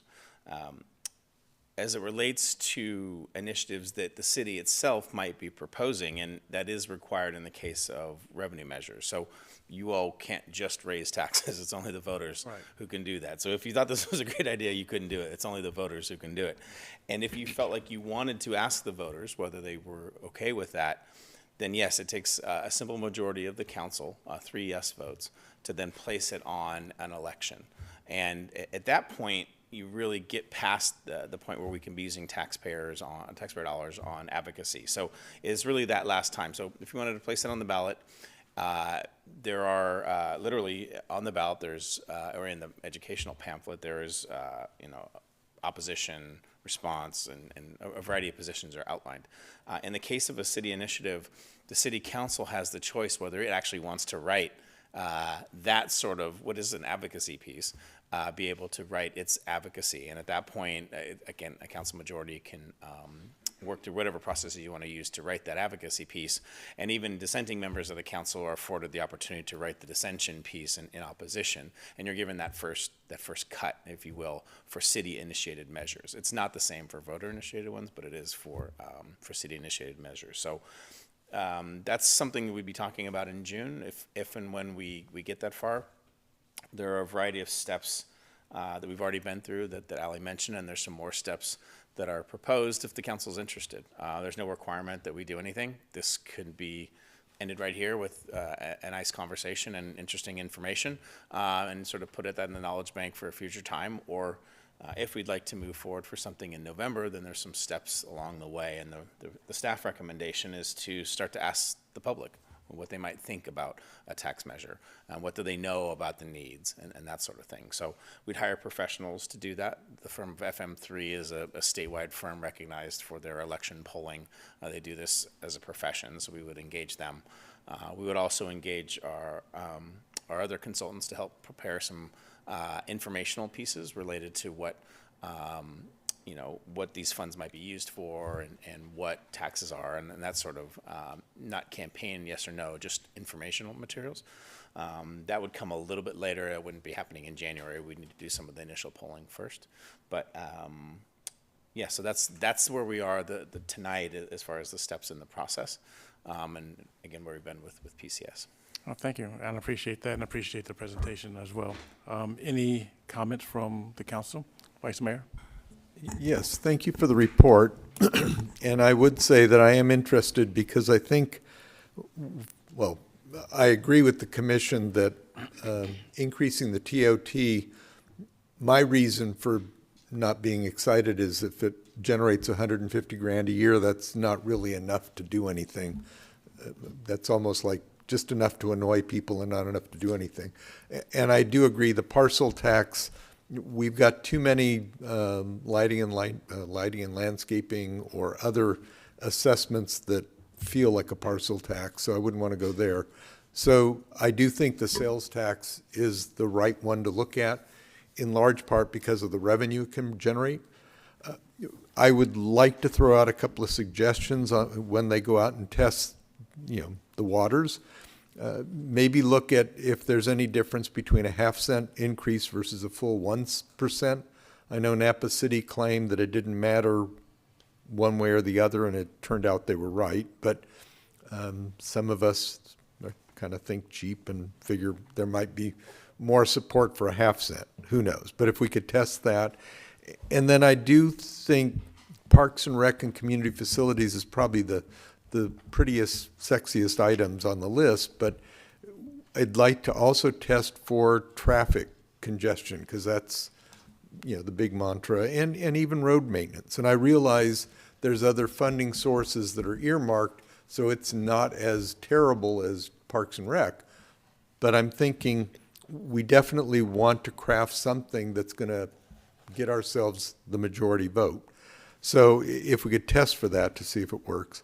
The last one, as I mentioned to the city manager, I would like to see this as a general purpose tax, not just because that's a 50+1 threshold, which is a lot easier than 2/3, but because I do believe down the road we're going to find ourselves in a situation where we might need to tap into it to make ends meet, to have a balanced budget and so forth. So I also realize that we should strive for 2/3 because that kind of makes it bulletproof in case any other crazy state initiatives come up that redefine the terms. So those are my general comments, and I'll leave it in closing. Ever since I got on the council, I've been pushing for what I call a capital set-aside fund, and over the years, we've kind of slowly gotten there. This is an alternative approach to a capital set-aside fund, is to simply generate some new revenues that are essentially used to maintain those facilities. So in that respect, not exactly the way I wanted to get there, but it gets me there. So I would be interested in moving forward on this and seeing what the waters look like. Councilmember Oral. Yeah, just a couple of notes and comments here. Regarding the TOT, I can understand why that isn't, but you should note that everybody up Valley voted for a 1% increase in their TOT for affordable housing, and it really hasn't affected rates at all or occupancy. In fact, Napa Valley is doing pretty well, which is remarkable considering the price of that.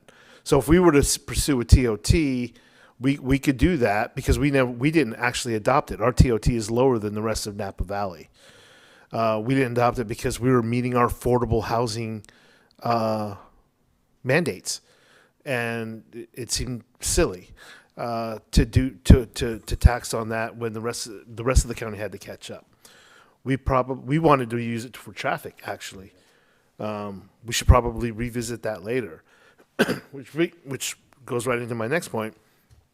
I would love this to be clean for Parks and Rec. And it's something that we've just been putting Band-Aids on recently. And I commend you, Director Akita, because I think the parks have come a long way in terms of improvement in what we're doing, in terms of just getting better amenities. Prior to the study that was happening, I said we got to get to world-class parks.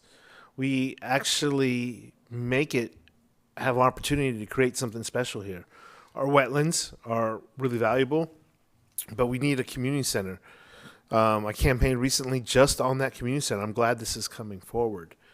So those are just the comments. I do have a comment on a question, Mr. Hawley, and you can answer this when I'm done with my comments. The 50+1, that's the only thing that's going to pass. We'll never get through a 2/3 vote, I think. I mean, the polling will tell you, but I don't think we'll get a 2/3 dedicated anything. So it's going to have to be a 50+1, which goes into general funds money. I want to know that $3 million, how do we make sure it continues to go towards parks? Because it just goes into general funds. I assume that would be set by the council as a policy, working with finance to make sure that money goes to that, particularly at the beginning, because I would think we would bond future monies to pay for some of these things so we can get them now instead of later.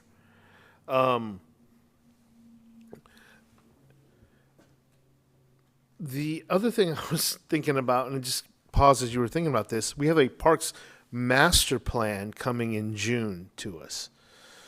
I think we saw a draft of that earlier, or some things that were going to go into it. We provided guidance on that, correct? Yes. Yeah. And so I think community center was in there, that we had to relook at things. And then obviously you highlighted some sports fields and parks. You know, we're being asked to look at a poll for November, but we're going to get a master plan and its recommendations in June.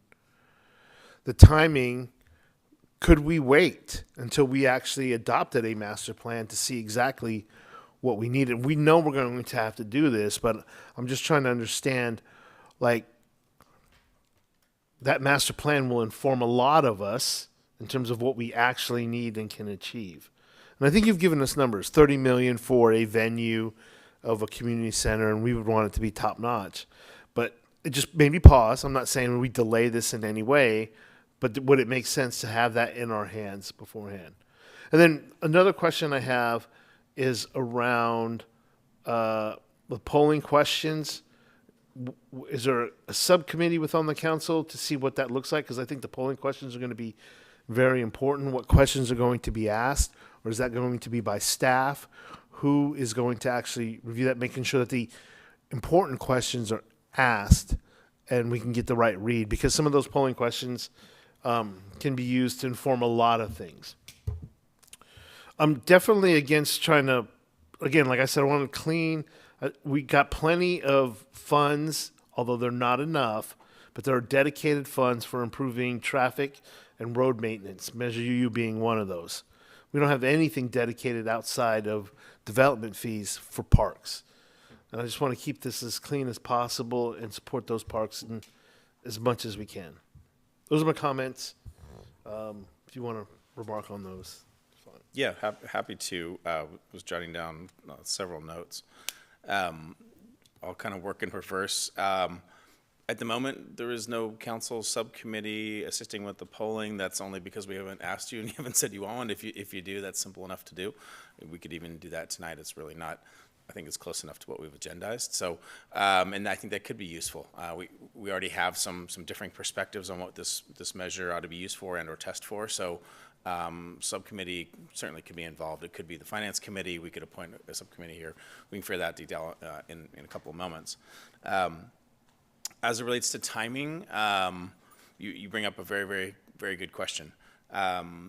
We are moving forward with the Park and Rec Master Plan. We're thinking June is when, actually at your joint session, I think it's June 16th with PCS is what staff has currently calendared to have you and PCS sit down with what is their final, in their minds, ready to go version, and to have you all sit, and that's going to kind of be the purpose of your joint meeting along with some work plan for next year. So, but to your point on timing, there's a little bit of a cart in front of the horse as it relates to polling and to what these funds might be used for. I think we generally have an idea about what they would be, but we don't have that document with those exact things and those estimated costs and then that sort of regimented process. And so we very much could wait until November of 28 to actually go forward with the ballot measure, having, in June 2026 now having a master plan. Part of what we're looking at with the master plan is to recognize that new development in our community will also benefit from those projects in the master plan, and there are some potential revenue sources there, like development impact fees, for example. So we'd be looking at kind of two inputs, one being this potential revenue measure and one being development impact fees to help fund some of those improvements that we've identified in the master plan. But again, that fee program couldn't even begin to be studied and developed until after the master plan itself had been created. So we won't know what dollars it could generate or what impacts are related to that. So certainly November 2028 is a possibility. The other thing I wanted to point out, there's a variety of things happening at the state level. So general taxes, we had always thought 50% plus one was enough to do a general tax. There are groups in California who don't like any taxes and have sued, and there are a variety of cases in Supreme Court cases and such that sort of mold around the definition of what taxes and fees are and a variety of things.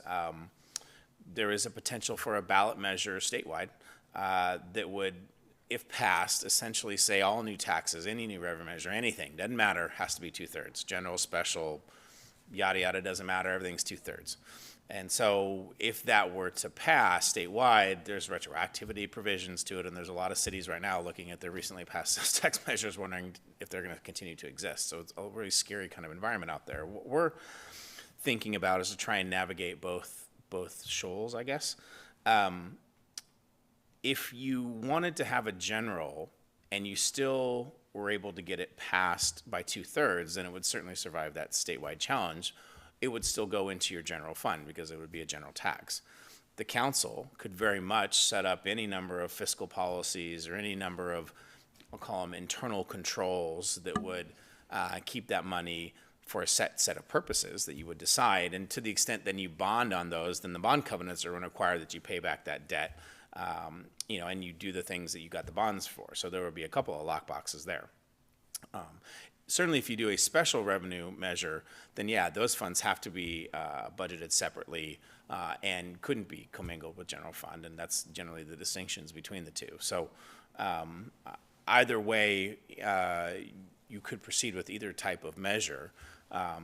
One of the positives of a general measure is that it would allow you the flexibility if you viewed that to be positive, right? If for some reason you wanted to have some flexibility for a rainy day or for any other purposes, that's what a general tax would give you. A special revenue tax would not. It would have to be limited to the purposes that it was passed for. Again, once you go out to get bonds, you've essentially now dedicated the repayment of those bonds. You've kind of called your shots at that point. But the special revenue does it before you even put it on the ballot. How the public receives that information is something that you all are in the best position to kind of judge, and the polling will help inform that, right? Some people in the public may like the idea of a special revenue that can only be spent on the one thing, and they feel more trusting or more certainty about how those revenues are spent and are more likely to do that as opposed to the general, which they have no faith or trust in how that would be spent. And there are other constituents that would be trusting in what is being used for and are very supportive of it, knowing that it only takes 50 plus one to get that general purpose. So, a variety of perspectives on this.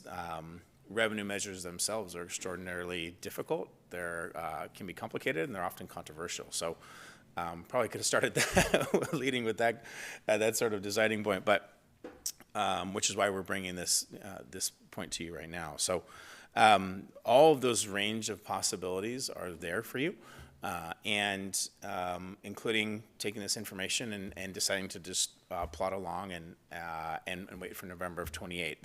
The one thing I will say, if you're wanting to do a special revenue measure, it cannot go on it has to go on a general election ballot. So March of 2028 will be the primary for the national election.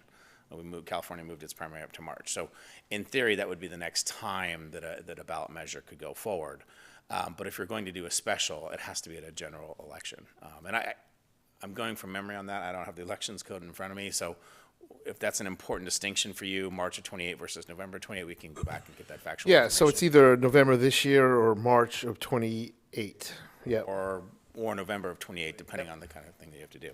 So we can bring that information forward. And I hope I clarified the questions. We certainly can design questions that test 1/2 cent versus 1 cent. That's easy. Whether you're testing for a variety of other things other than Park and Rec starts to expand the envelope. it's not the number of questions that the polls charge you for. It's they view it as time, right? Because when you're calling people and trying to get them to answer, it's not whether you have 10 questions or 11 questions. That's not the fee. It's like how long is the poll supposed to take, and people's interest in answering those things rapidly declines, after about 7-8 minutes, and if you get them to 10. Yeah, Mr. Hawley, I've been involved with these in the past, and if you ask about something new, you actually have to ask it in several ways to get an answer or a true read. So if you're asking about parks, you could say, do you like parks? Do you want a civic center? Would you be willing to pay for that? Is a pool an option? If it was a general fund, right? All those questions wrap around that. You throw in something like traffic. Oh, it's not just about adding a sales tax for traffic that would be part of the funds for parks, but it would be like, you would have to ask, how worried are you about traffic? How worried about your parks? Which one is most important to you?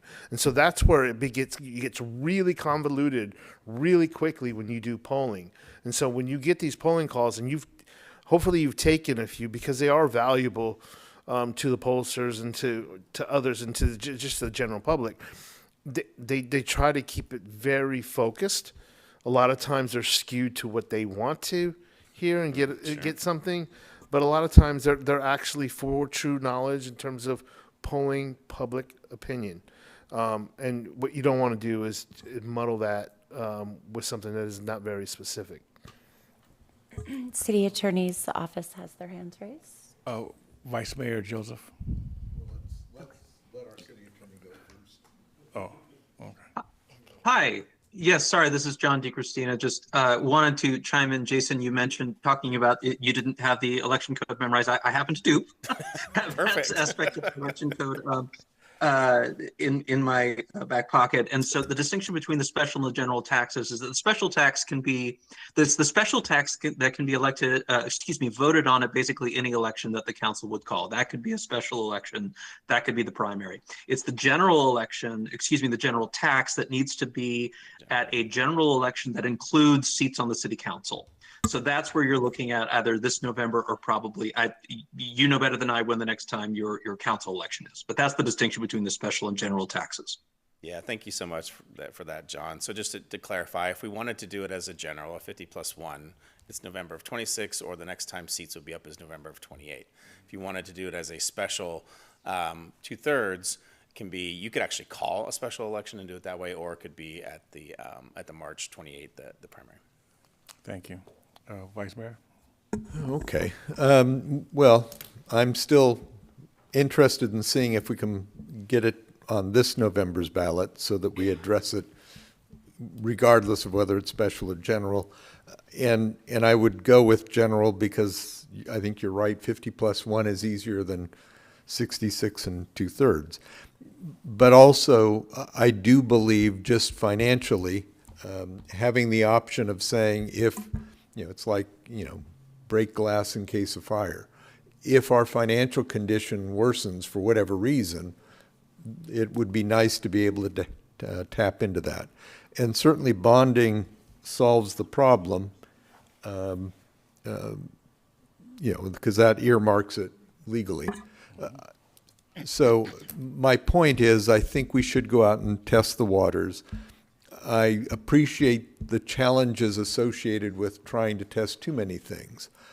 My biggest concern is simply that I'm trying to make sure that we appeal to all the segments in the community. I think younger families obviously are more focused on parks and recs and community facilities. Older folks might be more focused on maintenance and roads and other issues. And as an old guy who's been in the community for a while, I think my natural constituency tends to be the older people, the empty nesters. And so that's why I immediately think, what can we put on the ballot that'll get those votes? So that's why I raised the issue about traffic. But by the same token, we're not just trying to convince you to vote for it. It's got to be sincere. So if we say, is traffic important? Yes, it is. Well, we're not going to spend it. We're going to spend it over here. That's not going to build trust. But we might want to look at exploring some of those areas that we think will be more appealing. Parks and Rec and community facilities are critical and important, but road issues are also important. There may be other issues that resonate with some of the old timers that have been here, or those who just have no kids and are more negative towards tax increases anyway. So that's the only reason I bring out the issues that we ought to be testing for, just to see what's out there. Otherwise, like I said, I'm interested in pursuing. I think it would be nice to have the master plan completed, but realistically, you can probably survey people to say, hey, is a community center important? And that's probably more relevant than is a community center relevant if it's 30.1 or whatever. So I think a lot of the details we don't need just to find out where people's heads are at. Obviously, going into the general election, we need to have some more specificity, but I suspect we would have that, and so we'd be okay in the educational process after June. So, Thank you, Vice. At the risk, Mayor, of touching a third rail, I guess that's my job. We haven't touched on it, but the staff report does, so I'll raise it up.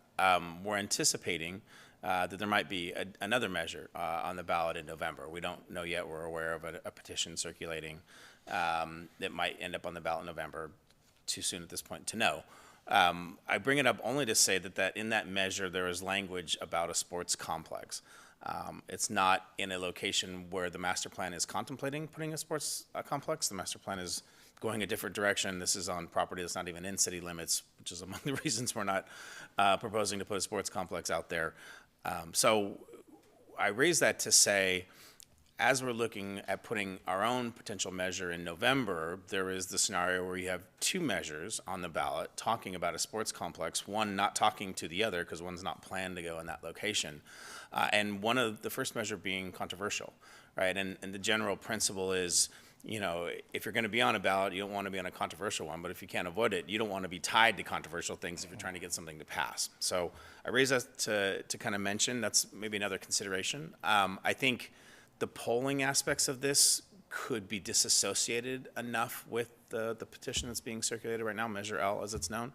I don't think the opinion or the information from the polling will be too dissuaded one from the intermingling of the other, but you could foresee as you start to go down this track where now we get into June, July, August, they're both going to be on the ballot, and there's confusion, discussion, controversy amongst one and the other. So I raise that only to surface an issue because I like to do that before we spend money. I do think the polling that we would spend money in the very next step could be done without the two being too intermingled, but you know, I wanted to point that out because it's somewhat of a unique circumstance, and I didn't want it to be lost on anyone. Yeah, I can see how that could be confusing. Are you finished, Mike? Vice? Are you done? Yes. Okay. Okay, with that, I'd like to open up public comment for item number 9. Any open comment? I have no speaker cards. I do have a hand raised online. Okay, for a person online? Okay, this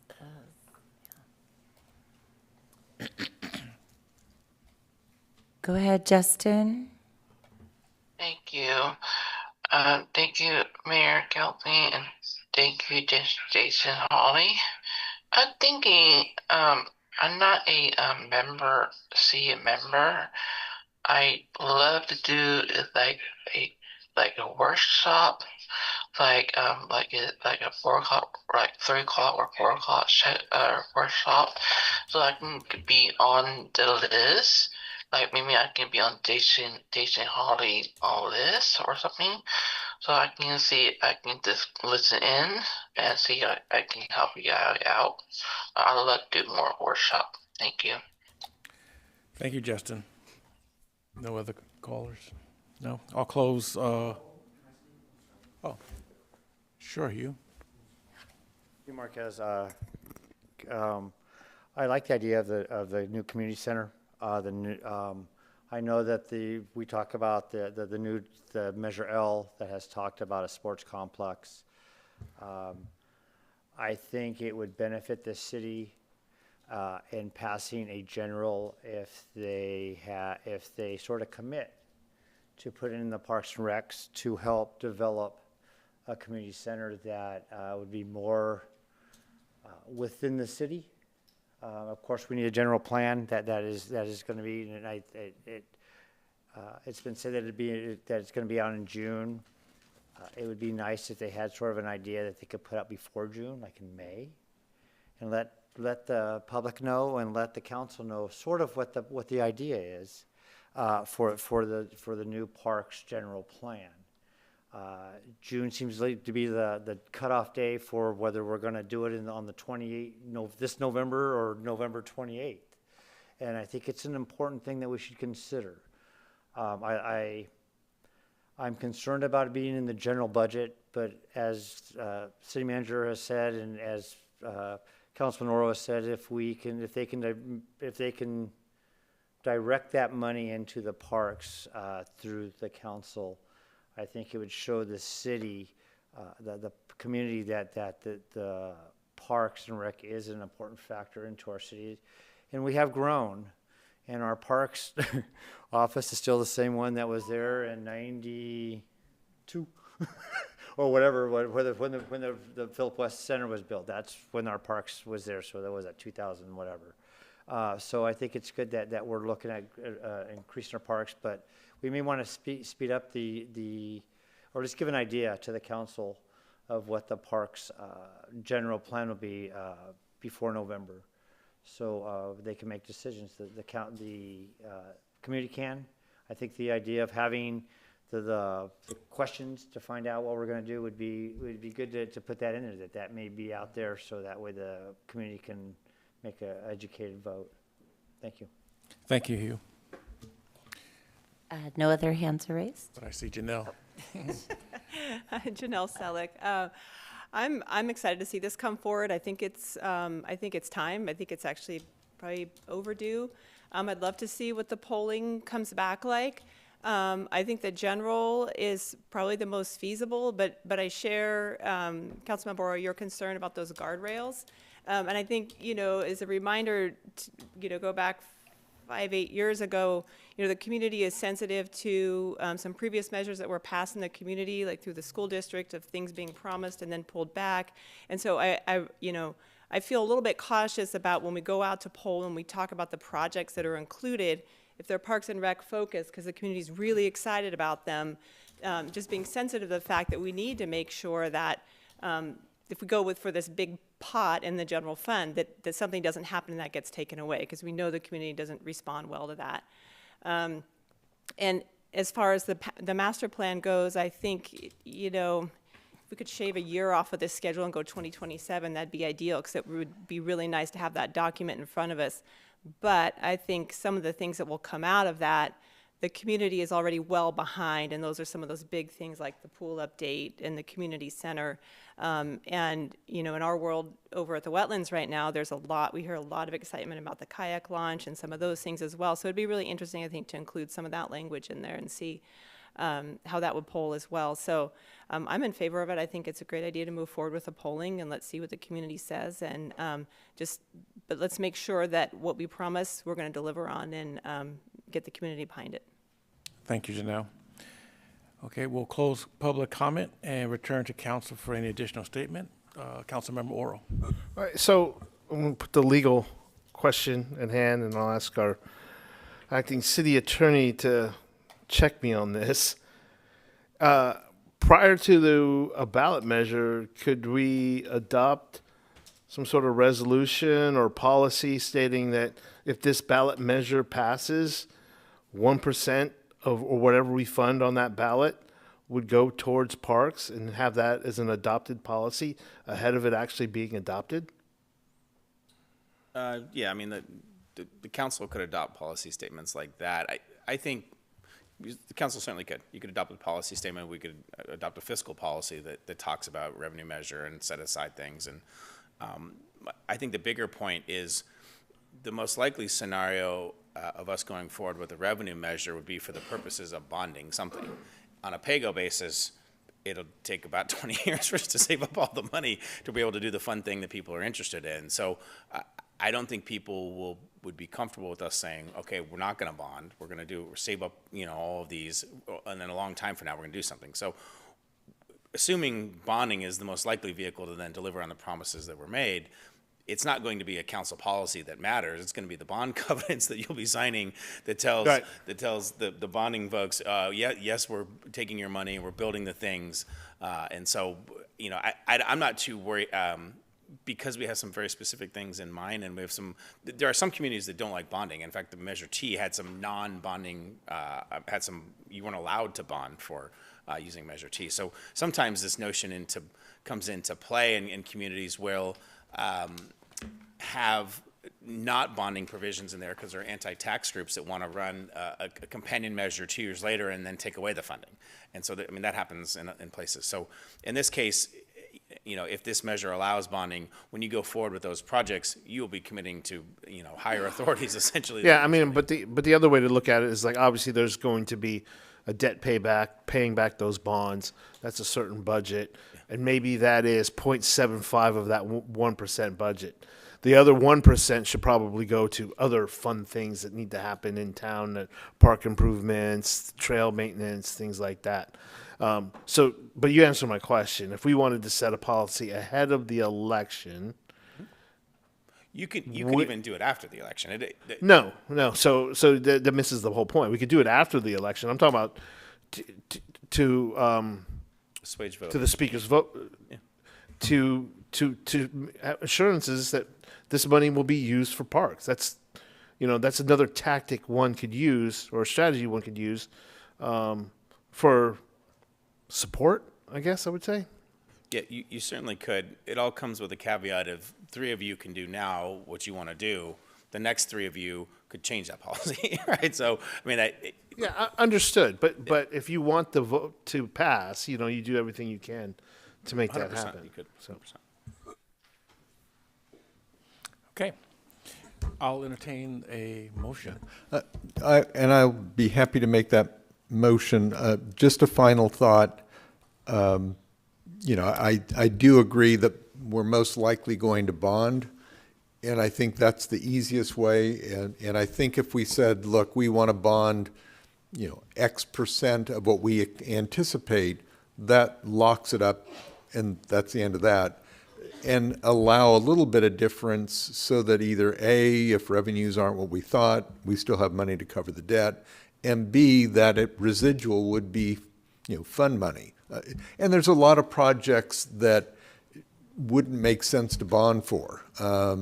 Things that may cost $200,000 or $300,000 that you should just do, and that's that. So I think we could identify 2 or 3 of the big ticket items, a community center for sure, and maybe 2 or 3 other specifics, bond for that, make it clear that that's what we're looking to do.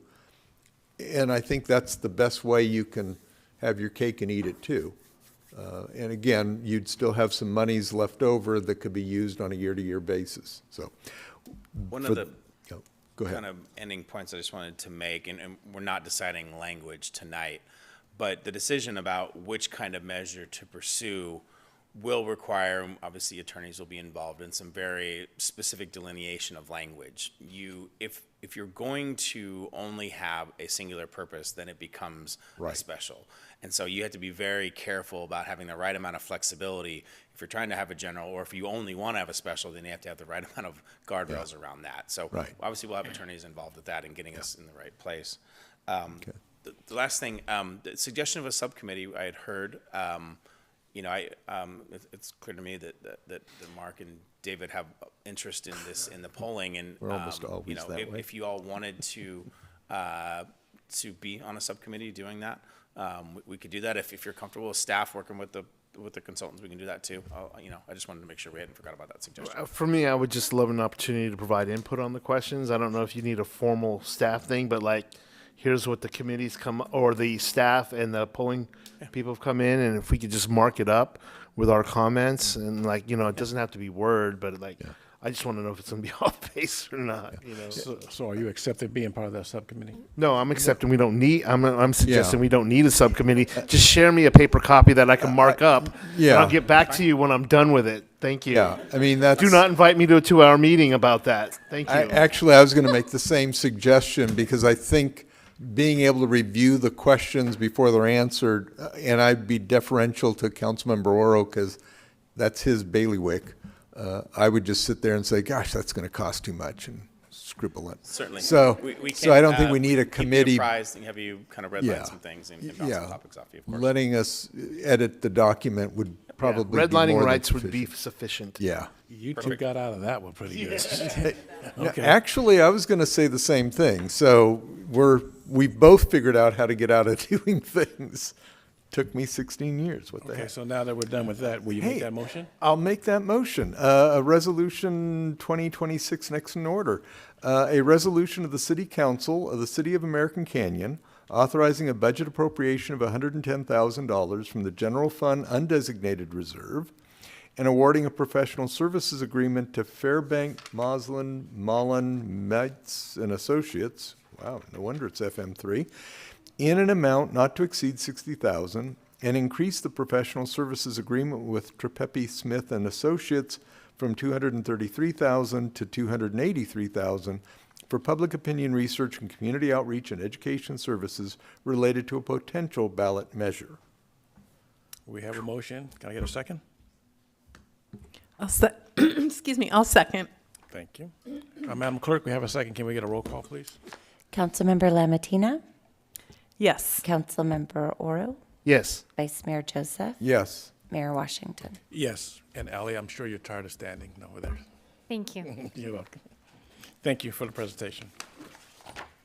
Next, we'll move on to our management and staff oral reports. Mr. Holly, I'm assuming, Director Erica? Smithies has an update for you on what's been happening and what's supposed to be happening next. Good evening, City Council, Mayor. Erica Almond Smithies, Public Works Director. Glad to be up here to provide you an update of what we've done in the last quarter and what we're going to come up in the next 90 days. Instead of saving you some time and reading all the list that was posted already, out of the 8 active construction projects in the last quarter, we completed 4 of them substantially. 2 you approved the notice of completions tonight, which is Rancho Del Mar and the City Hall re-roof replacement. And 2 that will be close to finishing are the Melvin Sidewalk and Drainage Project and the Wetlands Edge Enhancement, we'll bring to a future meeting. The ribbon cutting is on the 28th, so if you didn't get that notice, please hold that date at 1:30, I believe. I'll let Ally's going to be providing that update. Deputy City Manager Akeda will be updating that soon. The also completed, which will give us more construction in the next 90 days, Northampton Park restroom, Silver Oak Park restroom, Veterans Playground surface, and East American Canyon Road guardrail, as far as we awarded construction contracts.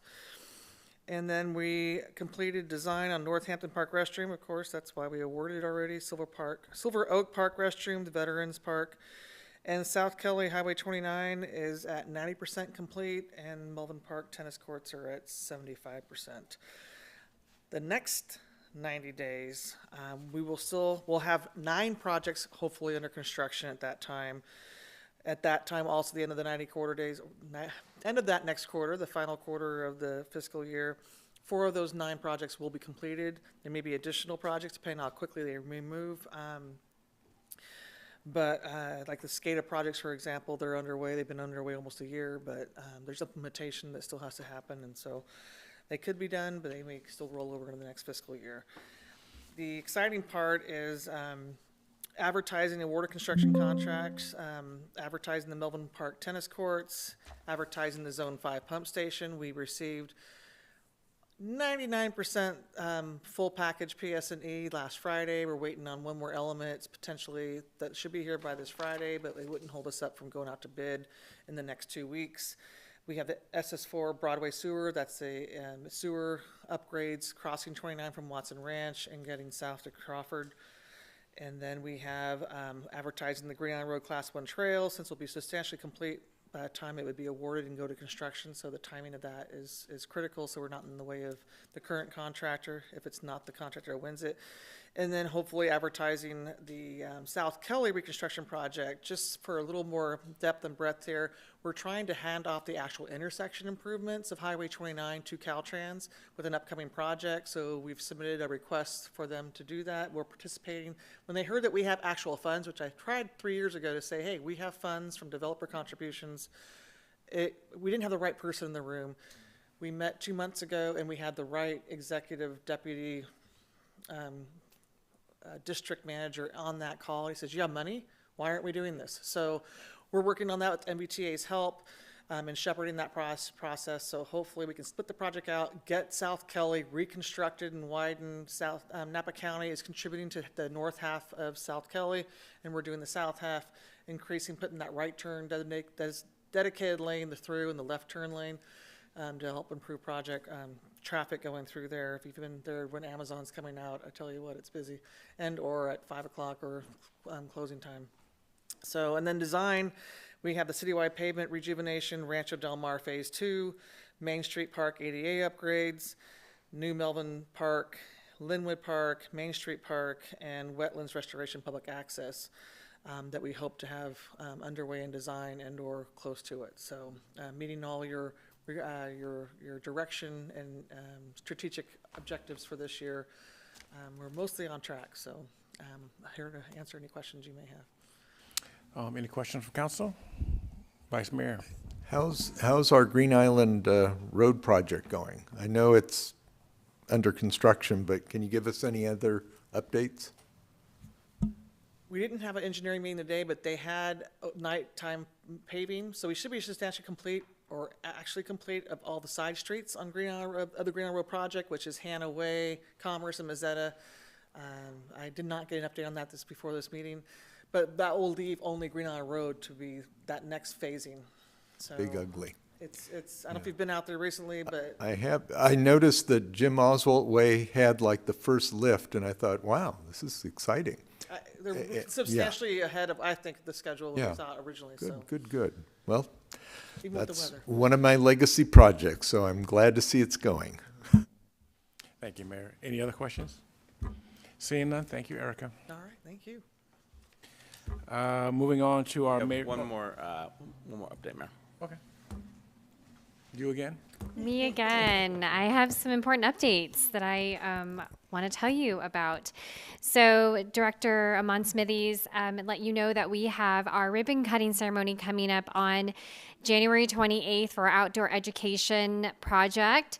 It's down at the wetlands on January 28th at 1:30 p.m. We hope to see you all there, including the community. Please come out. It's going to be a joyous, hopefully beautiful day as we cut that ribbon and officially conclude that long project that we get to celebrate the restroom and the all seasons gazebo and the beautiful native garden. Yes, sir. I actually have it on my calendar for the 29th. Is it the 28th or 29th? It is the 28th. It's on the Okay. 29th on your calendar. It should be the 28th. Okay, I will double check that because everybody should have a save the date for the 28th. okay. I will double check that. It's the Wednesday afternoon. It's the Wednesday, okay, Yes, okay. the 28th. And then the following day, the 29th, is the Napa River Ecology Center Winter Open House from 4 to 6 p.m. That's probably what you have on your calendar. Oh, Okay. all right, I've got mine wrong too, so. Hey, Let me double check. Hold on. No, because I did send out invites to everybody. okay, I have them both on the 28th, so I was So going to you be hanging all out at should Janelle's have shop saying, hey, what kind of deal is Invites this? from me on the 28th, Okay. and I did not invite you to the 29th. So I don't know who sent you the 29th. Okay. What's on your calendar is actually two different meeting invites for the 28th. At the same time, we have two different. It's the same. It's the same one. It's just two different calendar invites. Gotcha. Oh, It's 1:30. okay, I've got 1:30 is the Wetlands Edge, and then I have the Eco Center groundbreaking at 2 o'clock on the same day. The Eco Center's not doing a groundbreaking. They're doing an open house, I think. On the 29th. On the 20. Hey, It was kind of confusing. they're dragging their feet, doggone it. Okay, so I won't show up at Janelle's place afterwards saying, Yeah. Yes. Okay. And then I will need you to save the dates. We have our State of the City Town Hall meetings coming up on Wednesday, February 25th. The first meeting is going to be held at Canyon Oaks Elementary School in the multipurpose room at 6:30 p.m. Again, that is open to the community. We hope to see you all there.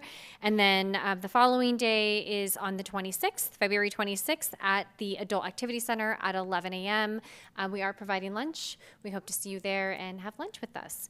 Thank you so much. Thank you, Ally.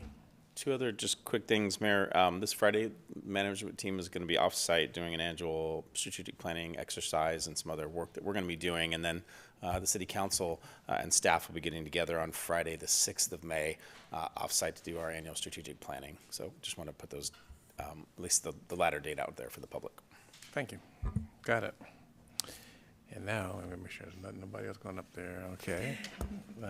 Moving on to our mayor and council comments and committee reports. We'll start with you, Vice Mayor. I got mine in, so That's all. I'm a good person now. Got an A. Nothing to add? Councilmember Oral? Welcome to 2026. I hope you all have a happy and prosperous new year. Looking forward to working with you all. Thank you. Nothing to add to your committee reports? No. Councilmember Lambertina. I just want to say I'm very honored to be on this council, and I'm really looking forward to moving the city forward in 2026. That's my little theme to myself. So, Happy New Year, everyone. Councilmember Cruz is not here. He's waiting on his first grandchild. Hopefully she's come. I have nothing to add to my committee report. Future agenda items, Vice Mayor?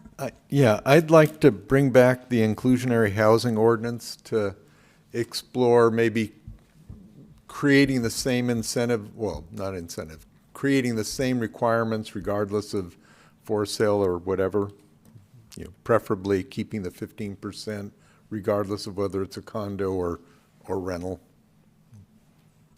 Okay. My thinking with this is what we would do is bring back just some information first to talk about affordable housing ordinance and how it plays out in the different levels and some kind of baseline information. And then from there, you all can give some direction. To implement all that, we'd be talking about going back to planning commission, then eventually council. So it'd be that kind of process. But I don't want to go to them first because I'm not exactly sure where the interests are for everyone. So what I would bring back is kind of information. You can go, hey, let's tweak some things, or maybe we don't need to. And so we'll do it that way, knowing that the process coming back to you after that will be a bit. And then the only other thing, the invitation to have a brief presentation on sea level rise. I have mixed feelings about whether to bring that back just because sometimes a 15-minute presentation turns into a half hour, but I'm just throwing that out to see if other council members want to have that presentation or if we should save it for shoreline adaptation planning efforts and things like that. In the not too distant future, believe it or not, we'll be talking about the work plan for next fiscal year, the open space advisory, and open space sustainability. I forget the OSAT. name. OSAT. The council, if you wanted the information to be out there in a public format, you could utilize OSATs and say, hey, as a part of 26, 27, I want to put that on their work plan, get a presentation from this group, and there, the 15 minutes turning into 30 minutes, while as important, it's not necessarily the same sort of thing if it happens here at council. So that might be a suggestion. Yeah, that makes sense. I mean, I do think we need to start thinking about shoreline adaptation plans and with the objective of doing it sooner rather than later, in large part because there are obviously parcels of land at play, and it might behoove us to recognize what we need to acquire or preserve for open space. So that's the only reason it's worth keeping that ball rolling, but OSATs is probably the better first place than here. So thank you. I'll just stick with the inclusionary housing ordinance review for now. Okay.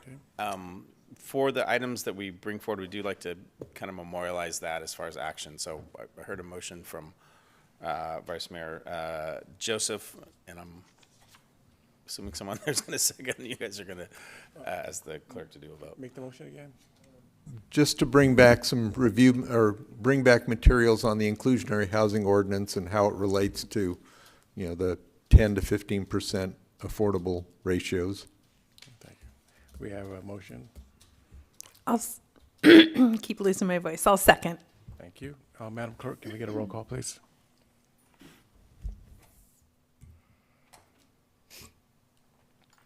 Councilmember Lamatina, Yes. Councilmember Oro, Yes. Vice Mayor Joseph, Yes. Mayor Washington. Yes. Any other future agenda items? It's not even really an agenda item, but I heard Beth earlier mention the construction and the privacy fencing. If we could maybe just contact the construction house to talk about that, I'd appreciate it. And then I also did have a couple of calls about, I guess, our own project with the Public Works, if we could consider putting privacy fencing around that area. I guess I got some new construction. I drove up there, it didn't look bad to me at all. Which project was the second? The Public Works, where they're doing some construction work inside of the new Public Works parking area, right off of Hess. Okay.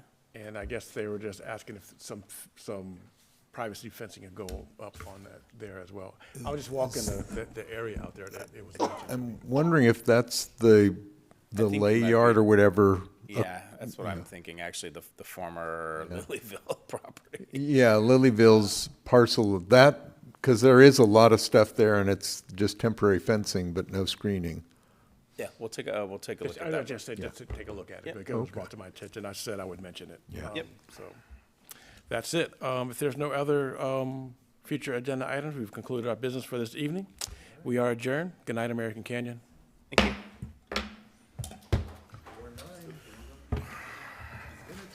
Starting off the new year right.